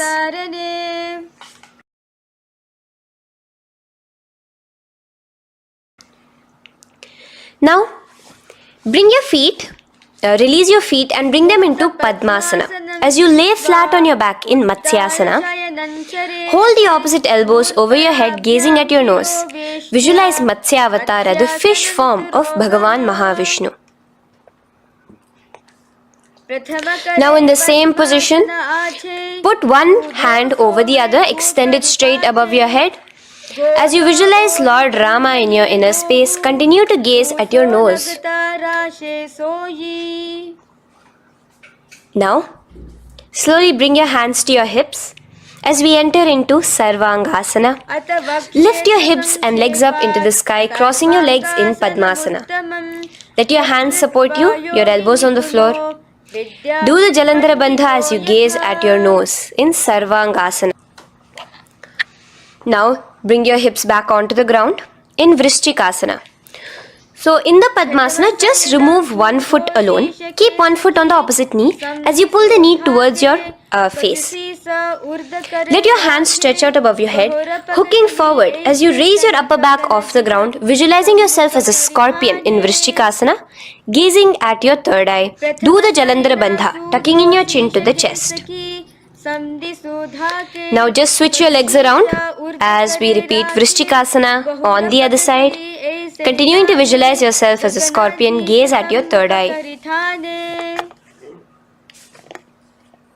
The next asana is Vrishapada Kshepasana. So come now to a complete flat position on your mat.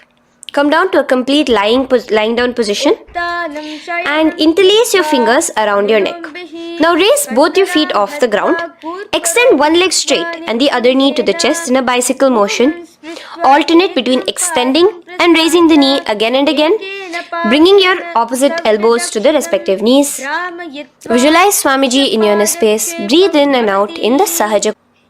From Vrishapada Kshepasana, now lay flat onto the ground with your hands by your side as we enter into Marottanasana, where you will be lifting your legs one by one, touching the ears with your knees.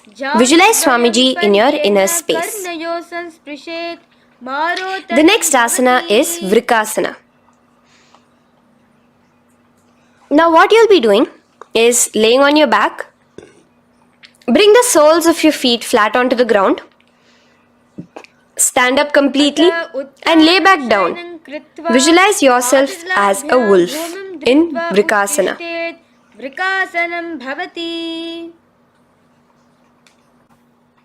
Now come back to a seated position as we enter into Luthasana, where you are going to be quickly throwing your legs above your head as you roll over completely, finishing in a prone position. Do this a couple of times. Come forward, roll over. Come forward and roll over again. Visualize Swamiji, the supreme pontiff of Hinduism, in your inner space. Now, take a moment to relax. Lay on your belly with your toes extended in Sarathasana. Keep your hands onto the ground by your shoulders. Now here, contract your lips and make a sound like a flute, whistling while inhaling. Visualize yourself as a ratha, as a chariot carrying warriors into battle for dharma on your back. Now from Sarathasana, let us enter into Dehalyullanghanasana. So place your palms on the ground and bring yourself to a plank position. Jump your leg forward and back between your arms, visualizing Swamiji in your inner space. Jump forward now. When your legs are between your hands, stand tall. Holding your toes with your hands, walk back and forth. Visualize yourself as a wise 60-year-old elephant in Jatyasana. Now come to a standing position. The next is a beautiful Karana, the Lolitika Karana. So keep your knees bent, feet pointing outwards again in the Aramandi position. Bend your elbows, keeping your hands at the chest level. Now swiftly move your arms across the body, bringing it back to the center and tilt your head back. Opening your chest up towards the sky, move your head in all the directions. Now stand back straight as we enter into Sarpasana. So stand erect like a rod with your arms by your side, hands touching the thighs.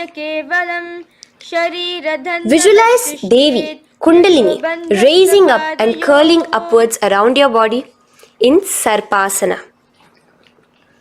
The next asana is Ushtrasadanasana. Lean forward and down, standing on top of your palms. Begin to move and walk like a camel, visualizing yourself as a camel. In the same position, continuing to walk around, switch your visualization to visualizing yourself as a horse as you start to walk around like a horse in Ashvasana. Now raise up tall as we enter into Kapota Nitakasana. Interlace your fingers behind the back. Pulling them down towards your calves, open up your chest. Keep your hands in the Parashamudra. Visualize yourself as a soaring bird diving down in Kapota Nitakasana. Now, stand tall as we enter into another Karana here, the Tala Pushpaputam Karana. Bring yourself to the Aramandi with your hands in the Namaskara Mudra. Simultaneously now, open up your palms while raising one heel off the ground, slightly lowering the waist and shoulder of the heel you have raised. Visualize you're offering a bouquet of flowers to Paramashiva as you come back to a standing position and repeat this on the other side. Let's do this a few times, offering flowers to Paramashiva. Now, come to a standing position. Stand straight and bring your hands together in the Namaskara Mudra. Slightly lean forward. Visualize yourself as a rhinoceros. Your hand is the horn as you gaze at your nose in Khadgasana. The next asana is Utthanotthanam. So come to a standing position and sit down all the way as low as you can to the ground and stand up. Do this again. Sit down, stand up, and again. Sit down, stand up. As you gaze at your nose throughout this. The next asana is Musalasana. Now come back to a standing position. Raise your hands above your head, tall as you jump up and down repeatedly. Visualize yourself as a mace. Jump here in Musalasana. The next asana is Uchirshaka. So come back to a standing position. Pull the sole of one foot towards your belly. Now with the other leg, sit down and stand up. Release the leg. Pick the other leg up, pull it towards your belly. Sit down and stand up in Uchirshaka as you visualize Swamiji in your inner space, gazing at your nose. The next is a Karana, which we will be entering into. The Parshvajanu Karana. So again, bringing yourself to the Aramandi position. Bend and lift one knee towards your chest, pointing the toes downwards. Keep your arm around the knee, holding it with the hand in a fist. Let the other hand hang down on the thigh, wrist twisted, fingers pointing inwards. This is the Parshvajanu Karana. Now slowly release. As we enter into Tandavasana, stretch one leg out straight in front of you as you alternate between sitting and standing. Visualize yourself fiercely dancing as Paramashiva. Raise the foot to the inner thigh of the opposite side. As we enter into Brahmanasana, let your hand be resting by the sides. Keep your standing leg erect like a rod. Visualize yourself being blessed by Lord Brahma. Now, you can bring the left foot around the right knee and rotate it, tucking the left toes on the other side of the right calf. Simultaneously, cross your left arm below the right, bring your palms together in the Namaskara Mudra. Visualize yourself as Lord Garuda in Garudasana 3. Now slowly uncross your legs and hands as we enter into Ekapadasana, coming to a standing position. On the right leg, bring your left foot to the opposite thigh with your hands relaxed by the knees. Now take a hold of the raised foot with your hand in the Prana Mudra. Stretch your leg out wide, out to the side, and rotate your body quickly on the standing leg. Visualize yourself as the North Pole star in Dhruvasana. From here now, in the foot which is in your hand, just slowly, once you finish the rotating movement, in Trivikramasana, bring it up towards the back of your neck. Stand as tall as you can and alternate between sitting and standing. Visualize Bhagavan Mahavishnu in your inner space. Now you can take the leg out from behind your neck and stand straight. As we repeat the Parshvajanu Karana on the other side, bring your knee up to your chest, clasp your knee in a fist while the other hand comes to the opposite thigh. Hold there for a second and stretch your leg out In Tandavasana, sit and stand. Visualize yourself fiercely dancing as Paramashiva. Bring the foot to the inner thigh, standing straight like a rod. Get your hands by your sides. Visualize yourself being blessed by Lord Brahma. In Brahmanasana on the other side. Move into Garudasana 3 on the other side as you rotate your leg over, your hand under. Visualize yourself as Lord Garuda. And uncross yourself as we move into Ekapadasana on the other side. Bring your foot to the inner thigh, to the root of the thigh, and stand straight. Clasp your toes, stretch it out as we go into Dhruvasana on the other side. Visualize yourself as a pole star rotating quickly. Come back to a standing position and bring your foot behind your neck. In Trivikramasana, sit and stand. Visualize Vishnu, Bhagavan Mahavishnu in your inner space. Now, stand tall as we do the Samanakha Karana. Stand with your feet close together, toes slightly pointed outwards. Keep both the hands to the side of the body.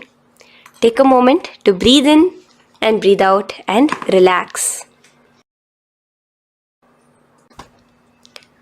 Now, slowly relax and from the standing position, slowly bend forward, bringing both your hands underneath your knees. Now, once you have squatted down fully, interlace the fingers together in the Parashamudra. Bring that interlaced fingers in front of your navel. In Ghorakanjali Asana, visualize the great sage Goraknatha, the founder of the Natha Yoga Hindu Sampradaya. As you do the Jiva Chala Kumbhaka, engage the Moola Bandha. The next asana is Kanchyasana. So now just slowly unwind your hands from each other, from your navel, and now bring your hands from the opposite side inwards underneath your calves and wrap your hands around your back. Hold them together in the Parashamudra. Keep your body, your upper body upright, visualizing the supreme pontiff of Hinduism in your inner space. The next is Bhairu Asana. So slowly unclench your hands and bring them out from underneath your legs. Keep your feet and knees together and in a squatting position, bring your hands behind your back, clasping them together, remaining in the Parashamudra. As you gaze at your navel center, visualize Bhagavan Kala Bhairava, the Lord of Time in your inner space. The next asana is Varahasana. Now to gain your balance, you can lightly spread your legs apart and bring your hands to the back of behind you in the Anjali Mudra, palms together. Visualize a boar, one of the 10 incarnations, the Varaha Avatara of Mahavishnu, gazing at your nose. Now slowly relax, bring your hands out from behind you as we move into Pripithasana.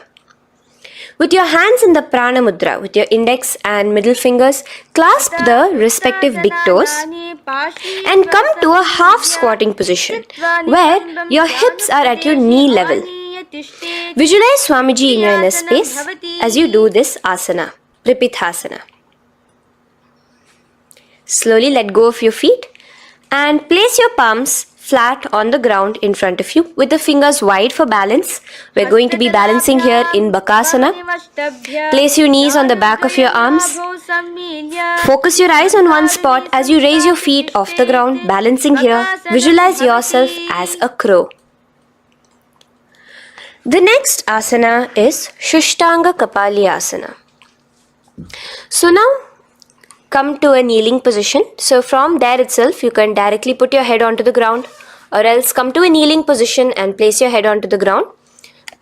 Palms spread for support. Raise your body onto your head, bringing your legs into the Padmasana. Gaze at your nose. Visualize Swamiji himself in your inner space. Come down now, uncrossing your legs as you come down. Sit onto your knees, keeping the toes flat. Now, let your heels come outside of the hips Keep your hands on your knees. In Guptasana, sit straight. Keep your gaze on your nose. Visualize you're sitting in the sacred secret seat with Paramashiva and your Guru, Swamiji himself. Now we are going to be kicking up into a handstand. So get ready. Place your palms on the ground, fingers wide for support. Do take support of a wall if you need it. And lift your body up straight above your hands.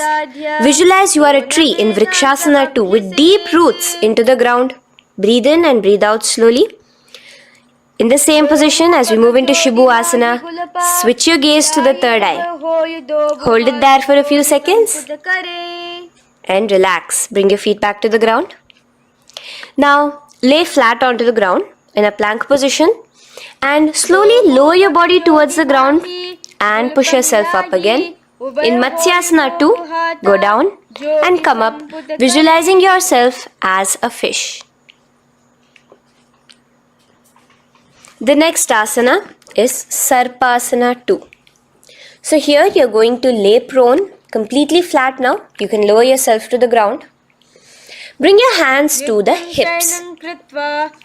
Extend your legs together and point your toes backwards. Lift your chest up and move left to right. You're moving like a snake while visualizing yourself as a snake in Sarpasana 2. Relax slowly, bringing your chest back to the ground. Now, keep your feet together, pointing backwards. As you bring your elbows onto the ground, rest your upper body on your elbows. Bring your hands together in the Padma Mudra with your little fingers and thumbs together and rest your chin on your hands. Niralambanasana, where feeling yourself completely supported, knowing that Swamiji is there in your life. Now, slowly relax, place your palms on the ground beside your chest and push yourself up, your hands straight up completely. As you bend your knees, bringing your feet to touch the top of your head. Lean your neck back, touching your head with your tip of your toes. See yourself, visualize yourself as an umbrella, protecting your Guru from the sun's rays in Chhatrasana. Slowly relax, you can bring your feet down. As we move into Vajrasana, just push your body back and sit on top of your knees, with the heels flat on the ground. Now stretch your arms in front of you with the palms facing downwards. Place your forehead on the mat. Visualize you are the weapon of Indra, the Vajra, symbolizing indestructibility as you gaze at your nose. As we enter into Meshasana, raise yourself into the same Gajasana position on your hands and legs with your hips pointed upwards. And alternate striking the ground with the opposite hands. Experience yourself, visualize yourself as a powerful ram as you alternate striking the ground in Meshasana. Now stop striking the ground, bring your palms down again. As we move into Ajasana, kick your legs off the ground and lower your forehead to the mat. Let's do it again. Kick your legs off the mat. Lower your forehead to the ground.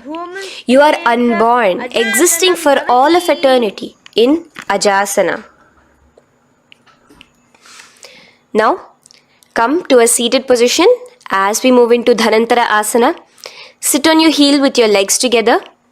Pull your toes underneath you. As you bring your hands top of the knees, gaze at your nose, visualize Swamiji in your inner space.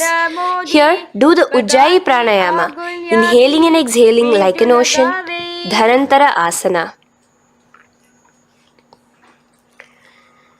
From Dhanantara Asana, now interlace your fingers in front of you and then behind you. Stretch your arms towards all the sides, backwards, forwards.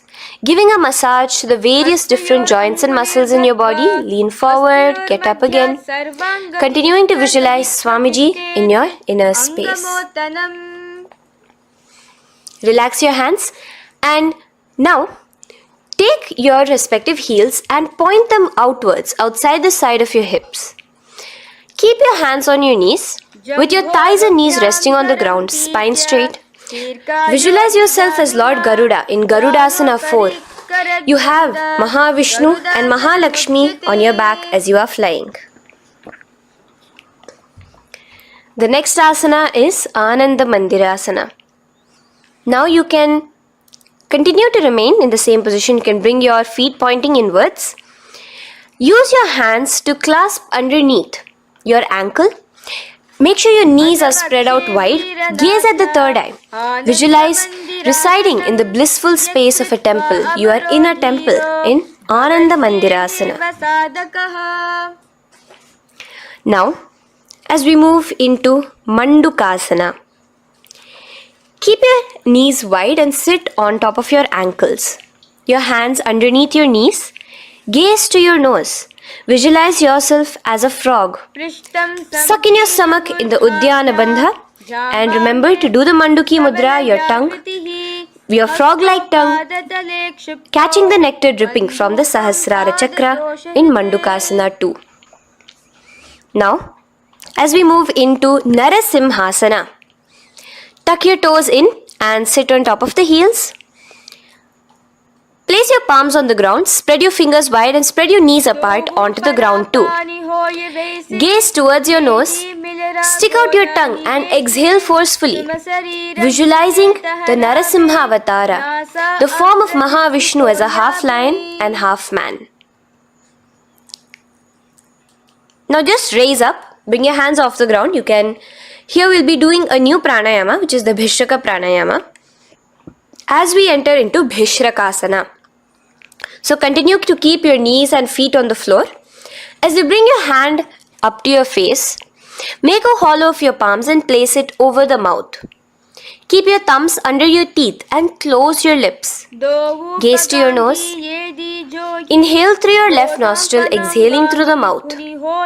Gaze at your nose again. Visualize yourself as Devi, presiding over any and all minuscule fears you may have within you. Now moving back into the Ujjayi Pranayama, let us do Makadasana. So you can take your hands off your face and slowly remaining in the same position, bring it to your armpits. Bring your fingers to your armpits. Imitate as if a monkey is scratching. As you gaze to your third eye, visualize yourself as a playful monkey in Makadasana. From Makadasana, let's move into Vajra Sangharasana.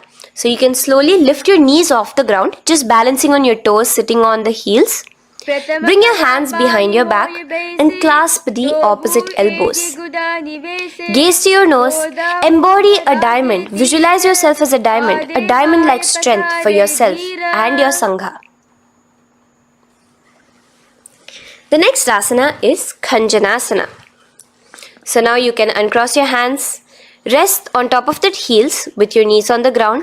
Keep the toes down, ankles crossed behind. Place your palms on the mat to your side. Suck your stomach in the Uddiyana Bandha as you gaze at your nose in Khanjanasana. Now, you can uncross your ankles and just sit with your toes flat. Keep your knees wide on the floor. Rest your hands on the knees. Just relax the Uddiyana Bandha, just sucking in your perineum in the Mula Bandha. Gaze at your nose, visualize yourself as a turtle with a stable body and mind to live for hundreds of years. And without changing anything in your physical posture, just visualize yourself uniting with Swamiji himself in Yogasana. Now, raise up onto your knees, cross your ankles behind your back until the feet are coming towards the opposite knees. Now, bring your hands behind you and hold on to the calves with the fingers inside, the thumbs outside. Gaze at the third eye as you visualize yourself in a space of oneness with Paramashiva himself as Swamiji. Now you can uncross your ankles, come back to standing on your knees as we enter into Ushtrasana 2. So now, in a kneeling position, bend backward, hold your ankles with your hands. Keep your arms straight. As you push your hips forward and tilt your head backwards, visualize yourself as a camel in Ushtrasana 2. Slowly, in the same position, lower yourself onto your back. in Jatyasana 2. As you are lowering yourself, experience yourself as a blooming lotus. Bring your head, the back of your head onto the mat. Gaze to your nose. Now, let's move into Viratasana. So, try your best to do this without the support of your hands, but you can use your hand support if needed as you raise up from Jatyasana and back down. Raise up and go back down as you gaze at your nose. Raise up and go back down. Visualize Swamiji in your inner space. Now from Viratasana, raise your hips up higher, bringing your forearms onto the mat behind you in a short back bend posture. Hold the back of your heels in Kapotasana. Visualize yourself as a beautiful dove, a Kapota, in your inner. As we move on from Kapotasana into Varasana. So stand upright on your knees with the toes tucked. Hold your arms with the opposite hands. Gaze at your nose. This is the boon fulfilling posture. Visualize your boon becoming a reality directly from Paramashiva himself in Varasana. Now, keeping your knees together, toes tucked, just lean forward, bringing your head onto the mat, holding your head with your hands. Visualize yourself as a boar, as the Varaha avatar of Bhagavan Mahavishnu in Varaha Asana 2. Now, just kick your legs off the ground as we enter into Mundasana. Raise yourself up into a headstand posture, visualizing yourself as a lopped tree. Gaze at your nose. Breathe in and out in the Sahaja Kumbhaka. Slowly come down now. Relax. Come to a kneeling posture. Sit on your heels. Bring your head down beside your knees, your elbows adjacent to the knees, your hands holding your head. Exhale through your mouth as you gaze at your nose, visualizing Swamiji in your inner space in Andhasana. Now from here, push yourself off the mat as you come lying prone on your belly. Let your arms be extended straight out and together lift your thighs, arms and chest off the ground, stretching your body, balancing there. Visualize yourself as a locust in Viparita Shalabhasana. The next asana is Kapalasana. So slowly lower yourself back to the ground. Now laying on your belly, bring your arms to your side, palms downwards. Keep your forehead on the ground and your chest on the mat. Only lift your legs up into the air. Only your legs are lifting up. Visualize yourself as a skull. You are a mind with purified thoughts, a strong will to attain enlightenment in Kapalasana. The next asana is Akasha Kapotasana. So now, in the same position as you are, let your arms be straight out behind you. As you kick your legs up and over your head, bring your feet slowly to the mat in front of you. Push yourself, balance there. Visualize yourself as a free and open flying dove in Akasha Kapotasana. Bring your legs back out as you lay flat on the mat. Now push yourself onto your knees. Place your forearms on the ground and your chest down such that your navel is touching your knees. Be sturdy, visualizing yourself as a sparrow in Chatakasana. The next asana is Vrishchikasana 2. So your forearms are on the ground. Now slowly raise to your toes and kick your legs off the mat. Slowly lowering your legs to your head. Visualize yourself as a scorpion as you balance in Vrishchikasana 2. Slowly release yourself, coming back to the ground as we enter into Vrishasana. Sit down on top of your right heel and let your left foot remain outside of the hip, the ankle to the side. Place your hands on the mat, visualizing yourself as a bull in Vrishasana.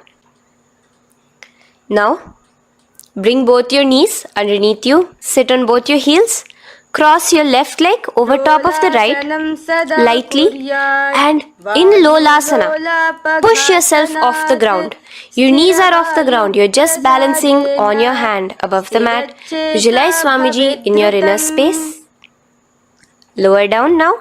Bring the left foot now outside. Bring the right foot out and sit on your left heel now.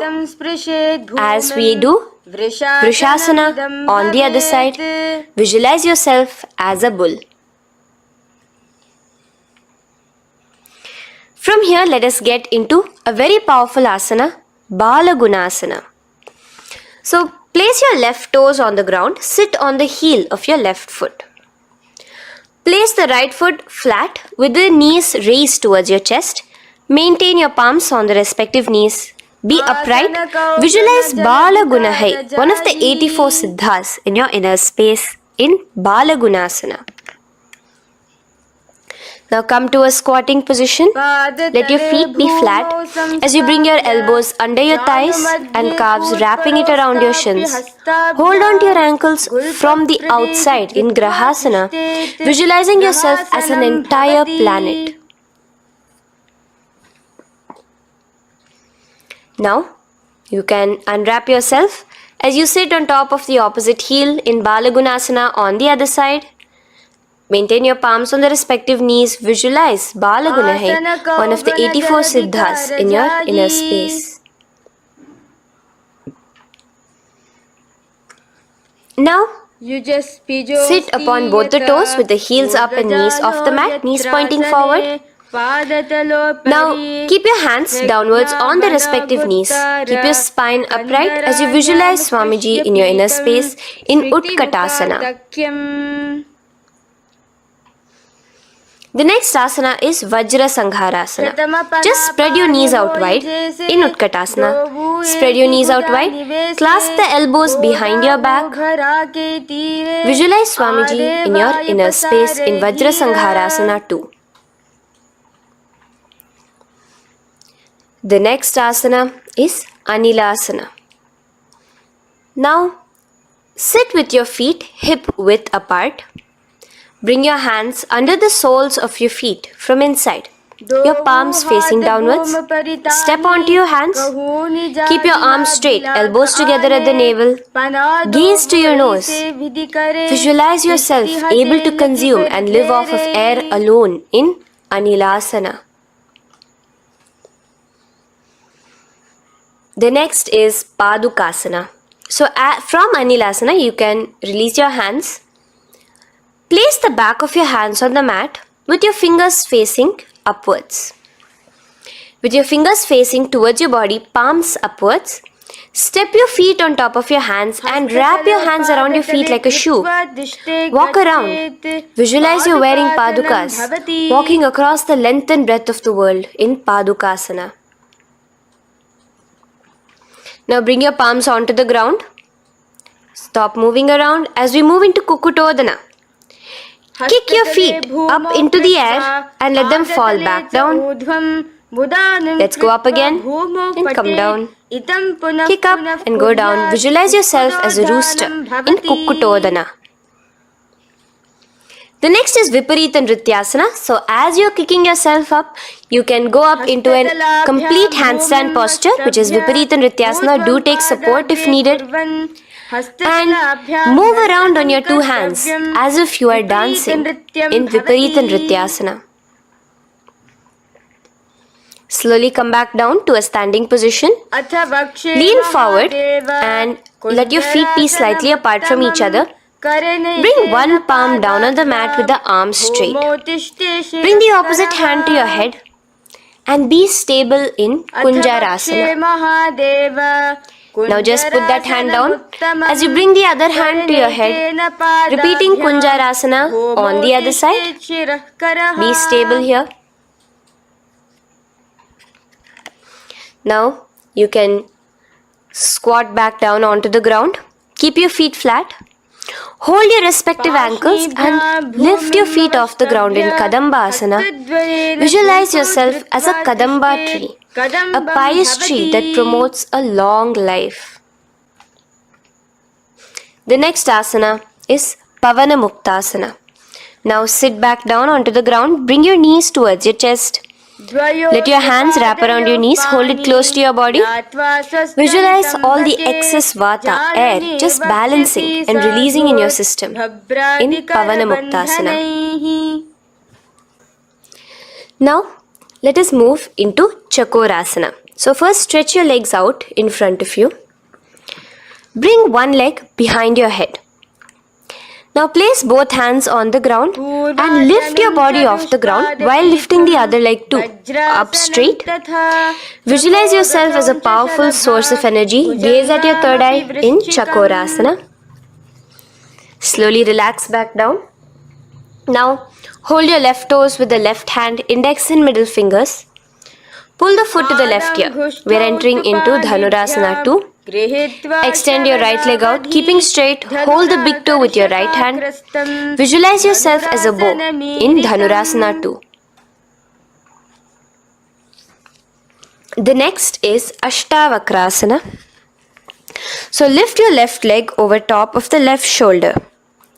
After releasing your hands, bring the right foot across and hook it on top of the left foot. Lean forward and down, keep your palms onto the ground. Extend your legs out to the left, lift your head up and chest. You're completely balancing only on your hands as you visualize yourself as a flying crane in Ashtavakrasana. Now slowly relax down. From here, bring your right foot to the left thigh and your left foot flat onto the ground. Knees raised up. Have your left shoulder underneath the respective leg and place your hands flat on the ground. Gaze towards your third eye. Visualize you are immortal, able to exist solely from prana alone in Pranasana. From here, moving into Parshva Matsyendrasana. Place your right foot at the root of the left thigh. Then the left leg by the side of the right knee. Hold the left leg by the right hand. Twist your body out. Remain steady here, gazing at the third eye. Visualize Matsyendranatha, the great Rishi, Yogi, master of Hatha Yoga, in your inner space. Now slowly unwind yourself. As we repeat Chakorasana on the other side, lift the other leg behind your head. Place both your hands on the ground and keep your entire body off the ground straight up. Gaze at your third eye, visualizing yourself as a powerful source of energy. Now relax back onto the ground. Let's repeat Dhanurasana 2 on the other side. Clasp your respective hands with the feet. Pull one foot back, the other foot extended forward, visualizing yourself as a bow. Release your feet as you cross them over each other, over top the shoulder in Ashtavakrasana on the other side. Raise off the ground. Visualize yourself as a flying crane. The next asana, we'll be repeating Pranasana on the other side. Bring the right foot to the left thigh. Bring your hands onto the ground with the knee raised. Gaze at your third eye, visualizing yourself able to live off just prana, just air alone. And relax as we do Parshva Matsyendrasana on the other side. Twist yourself, visualizing Matsyendranatha, gaze towards your third eye. And from there, let us enter into Ardha Paschimottanasana. Keep one leg straight and press your perineum with the other heel. Bring your chest forward and down. Hold your toes and feet and bring your head towards your knees. Here in Ardha Paschimottanasana, visualize Swamiji in your inner space. Now raise up, and the foot which was at the inner thigh, now rotate it outside of the hip. Now hold the sole of your other foot and lift your leg up towards your forehead. Try to bring your knee to your forehead as you keep your knee straight. Gaze to the nose in Kraunchasana. Visualize yourself as a crane. Now slowly relax around your leg. Now the leg which is now straight, you can bring it to the inner thigh as you straighten out the other leg. As we repeat, Ardha Paschimottanasana on the other side. Lean forward and down, clasping your foot. Bring your forehead to your knee. Visualize Swamiji in your inner space. Slowly raise up. Place your right ankle outside of the hip now. Hold the sole of the left foot, lifting the leg up towards your forehead. Stretch yourself there. Gaze at the tip of your nose. Visualize yourself as a crane in Kraunchasana on the other side. Now, from here, bring the soles between the thighs and calves. So once you have relaxed yourself, bring your soles between the thighs and calves. Keep your spine straight, palms resting on your knees. Visualize a swastika, embodying peace, well-being, good fortune and prosperity as you gaze at your nose in swastikasana. Now without changing anything about your position, just take your hands alone. Cover the respective heels with your hands in Gorakshasana as you tuck your chin to your chest in Jalandhara Bandha. Gaze at your nose. Visualize the great Rishi Gorakhnatha, the founder of the Natha Yoga Hindu order. Now release the Jalandhara Bandha. Continue to keep the Mula Bandha engaged throughout the whole sequence. As you raise one foot to the opposite thigh, bring your hands to your face in the Shanmukhi Mudra, closing your eyes with your index finger, nose with the middle finger, ears with the thumbs. Gaze at your third eye as you meditate on Swamiji himself, the Supreme Pontiff of Hinduism. Now release the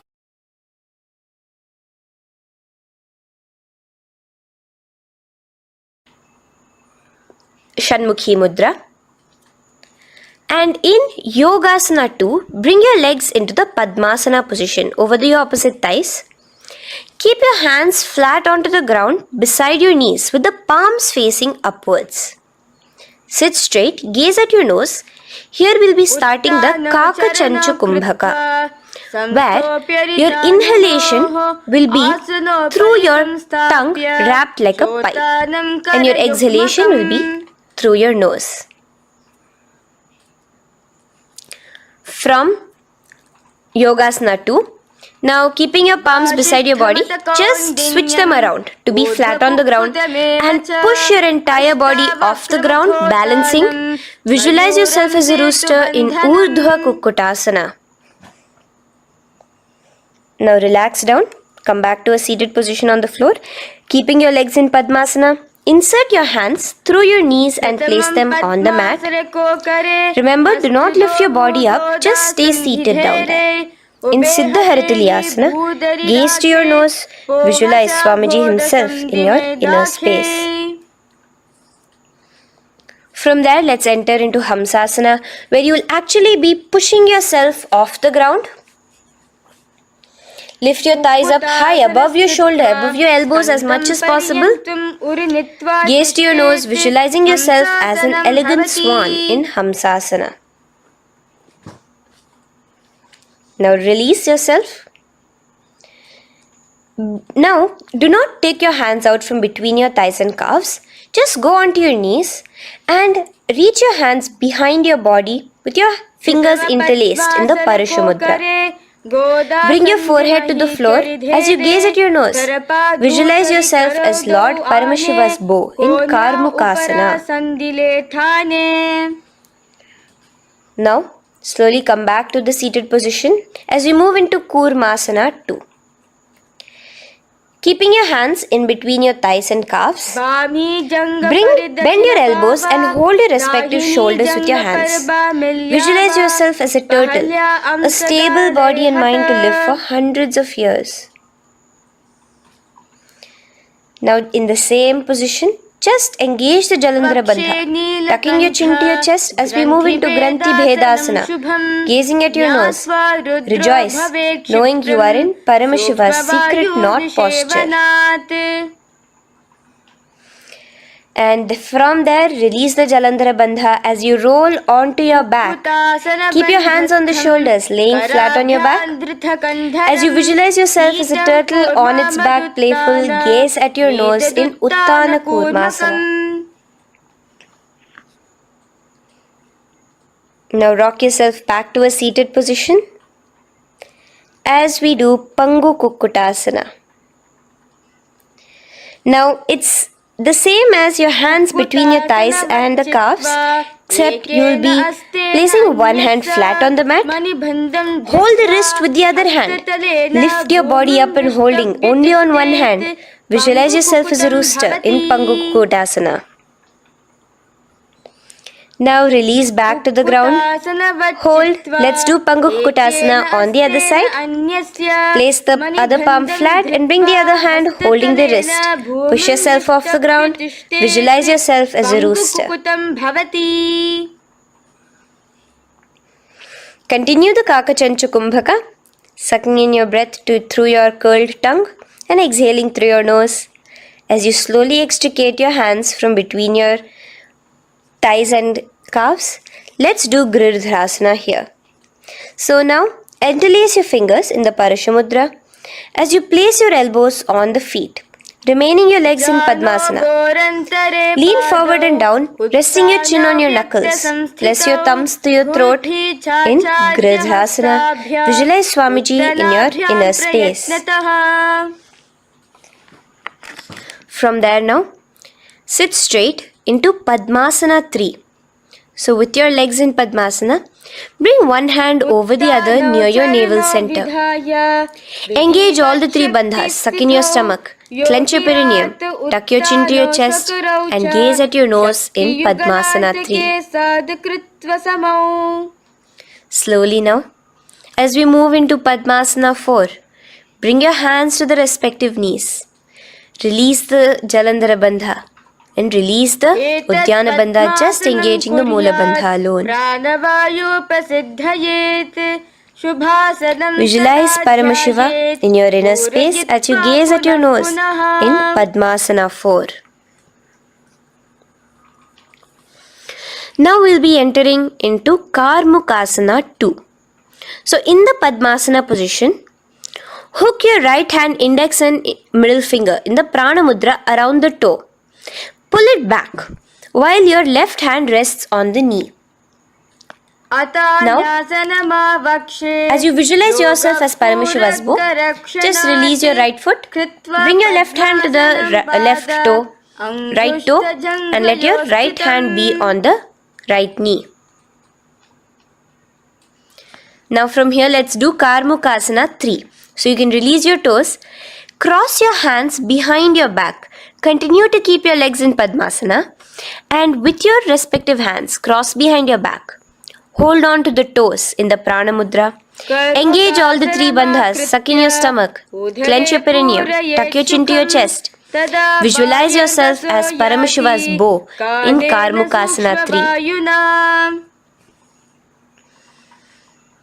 Slowly relax the bandhas, just keeping the Moola Bandha. Continue to hold on to your toes. Release the Uddiyana Bandha and the Jalandhara Bandha. Switch your gaze to the third eye.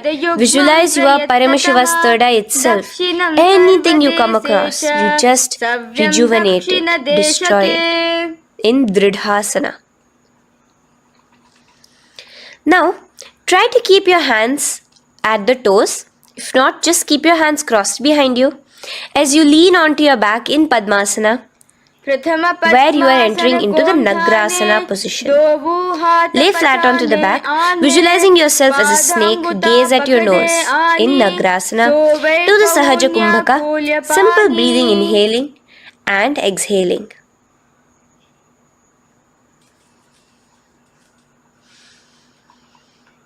Now bring your knees to your chest.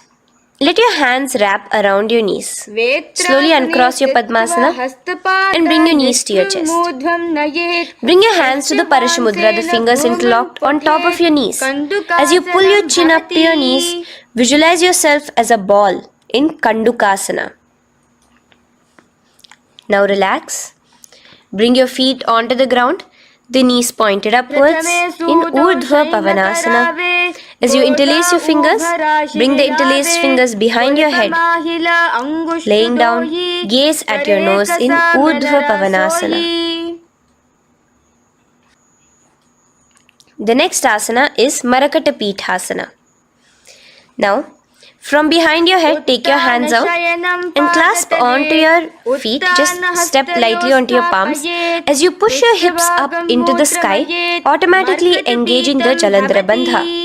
Visualize yourself as a powerful alpha ape in Marakata Pithasana. In the same position now, bring your hands to your hips as we enter into Uttanashiki Pitakasana. Let your weight rest on your elbows as you stretch your legs out straight. Gaze at the nose. Visualize Swamiji in your inner space. From there, continuing to rest on your elbows, kick your feet up high into the sky in Narakasana. Stretch your palms out behind you, flat on the ground. Balance there.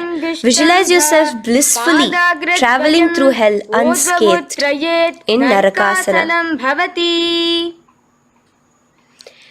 Bring your hands to your hips now as we move into Tiryanavkasana. Angling your legs down at an angle, visualize yourself as a boat crossing the ocean of samsara in Tiryanavkasana. Now from there, come back straight as we enter into Dhwajasana. Keep your legs up high above your body, your hands stretched out down behind you. As you push yourself up, visualize where KAILASA's flag respected across all nations in Dhwajasana. Hold there for a few seconds and relax now. Flat onto the ground, palms slightly away from your body. Do not move at all in Mritasana. Your body is dead. Visualize that. Visualize the Supreme Pontiff of Hinduism liberating you. Let your awareness travel to all the parts of your body in the Shakti Chalan Mudra as we do Mritasana.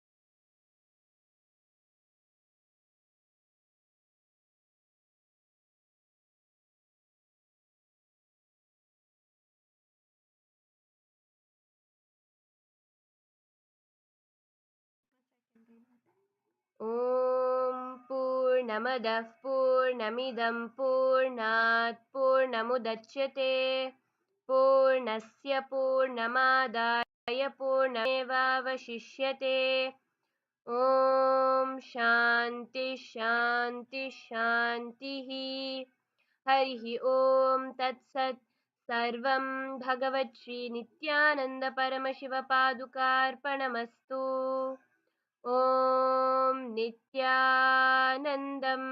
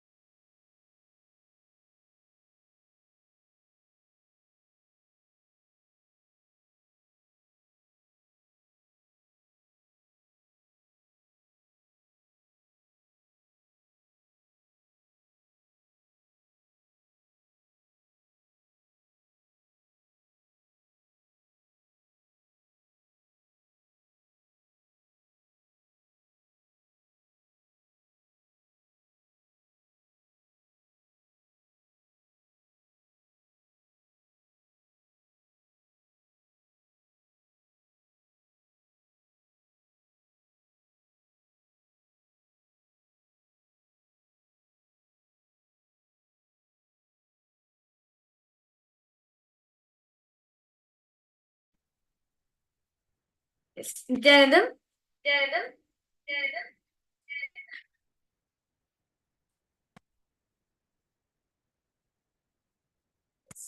Nithyanandam to all the participants. Sorry for a technical glitch. Yes. We would like to welcome each and every one of the participants for today's Paramashivoham program. And let us now get ready for the amazing power manifestation session, which all of us are going to be starting now. Today, all of us will be receiving the darshan of Bhagavan Mahasadashiva Murti, form of Paramashiva manifesting through Swamiji, where you will be learning how you can experience the conscious elasticity within you. So let us all to begin with that process before we learn all the different sciences that Swamiji has given. For this, let us all enter into the power manifestation. So I request all the participants to please take a moment to bring your eye bands or a cloth for tying your eyes as we enter into the third eye reading. As we are getting ready for the power manifestation session, let us all listen to the direct words of Paramashiva. What Paramashiva says in the source scriptures in the Vigyara Tantra, Sutra 34, Dharana 11. Paramashiva says, Kapalantar manonyasat tishtan mili talochanaha.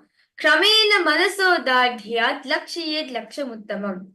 Paramashiva says that by fixing the mind on the inner space within the crown center and sitting stably without any movement, having the eyes closed in succession.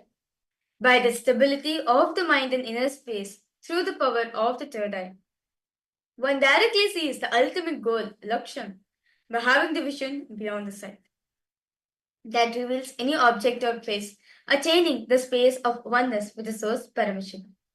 And very beautifully, Bhagavan Shri Krishna speaks about the same thing in the Bhagavad Gita, chapter 11, verse 8, where he says, Natumam shakyase trashtum anenaiva swachakshusha divyam dadamite chakshuhu pashyame yogameshwaram.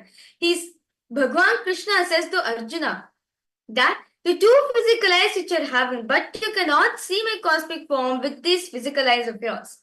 Therefore, I grant you the divine third eye vision. Behold my cosmic appearance. So it is through the third eye. Arjuna sees the Vishwarupa darshan given by Sri Krishna. And Swamiji also experienced the same thing when Swamiji was the age of 12. Swamiji was sitting and contemplating, seeking a source of the first person within himself. And as Swamiji was seeking, suddenly Swamiji could feel something happened. Swamiji could feel everything around him, above him, the whole 360-degree vision, 10 directions, everything Swamiji was able to see. Not just that, he was able to feel, experience all of that as the skin of the stone on which he was sitting, or the temple tower, the Arunachala tree, anything which was there around Swamiji. Swamiji could feel himself. Swamiji could feel his presence in all of these items, in all the things. So that's the same experience. That's the space all of a sudden right now for doing the power manifestation. So let's all get ready. Can I request all participants now to please get your I-bands and come? Yes, please bring your I-bands and you can tie your wrist.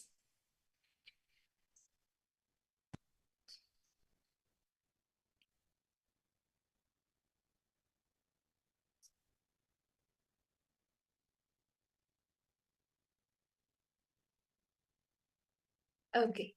So today we will be projecting images for all of you, and through the third eye, you will be seeing what is that image, what the details of the image, the colors, or what is in the image, if there are any objects, what's the size of the objects, every detail of the picture you will be seeing through your third eye. So can I request all the participants to please settle down? You can tie your eyes, sit straight. Let's chant the Mahavakya and connect intensely with Swamiji. Om Nithyananda Paramashivoham. Om Nithyananda Paramashivoham. Om Nithyananda Paramashivoham.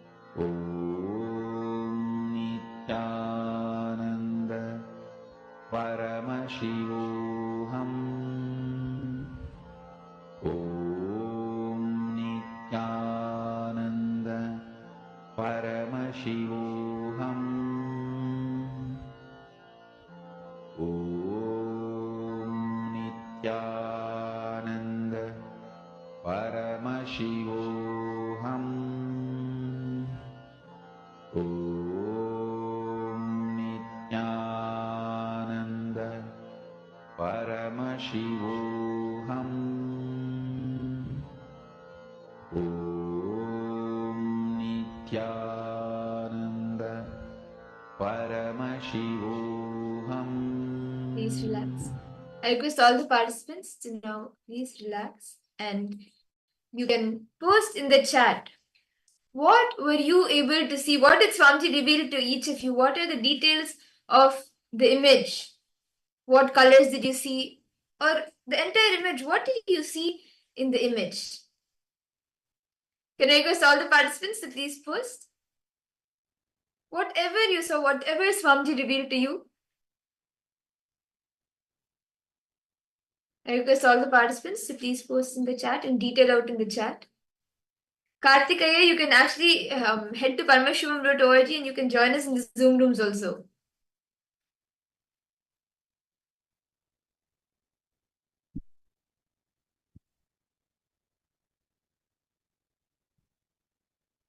Ma Sharmain, Ma Agora Rupini, all of you can post. What did you see, Ma? See, don't think, okay, it may not be this, so let me remove it. No. Whatever you saw, as you saw it, just as you saw it, you can detail it out in the chat.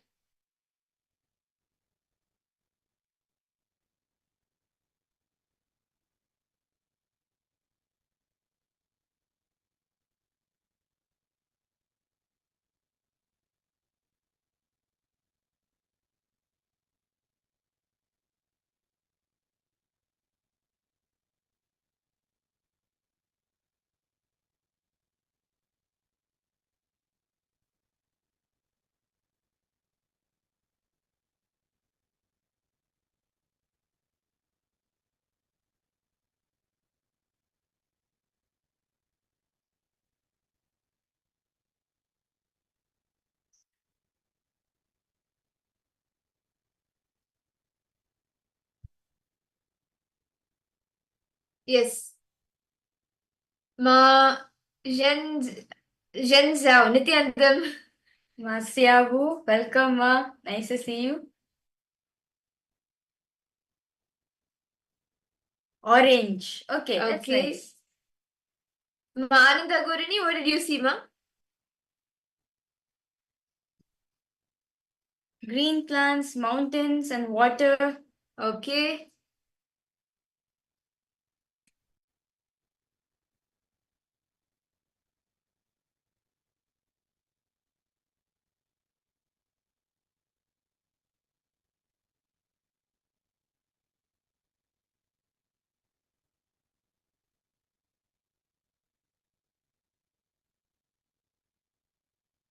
Okay, so shall we all see the answer now?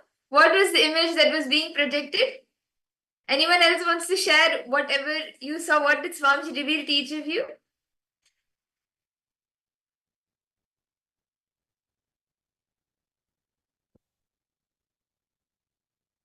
Okay. So now let us all see the answer. Let's verify the answer. Okay, so the exact image which we are showing for all the participants is the image of a desert. So you can see over here it's fully muddy, and you can see the sand dunes in the desert, and also the trees which is normally present in a desert. So this is what we are showing for all the participants. And you can see there are some few plants as well, like the trees, the cactuses. You can see that.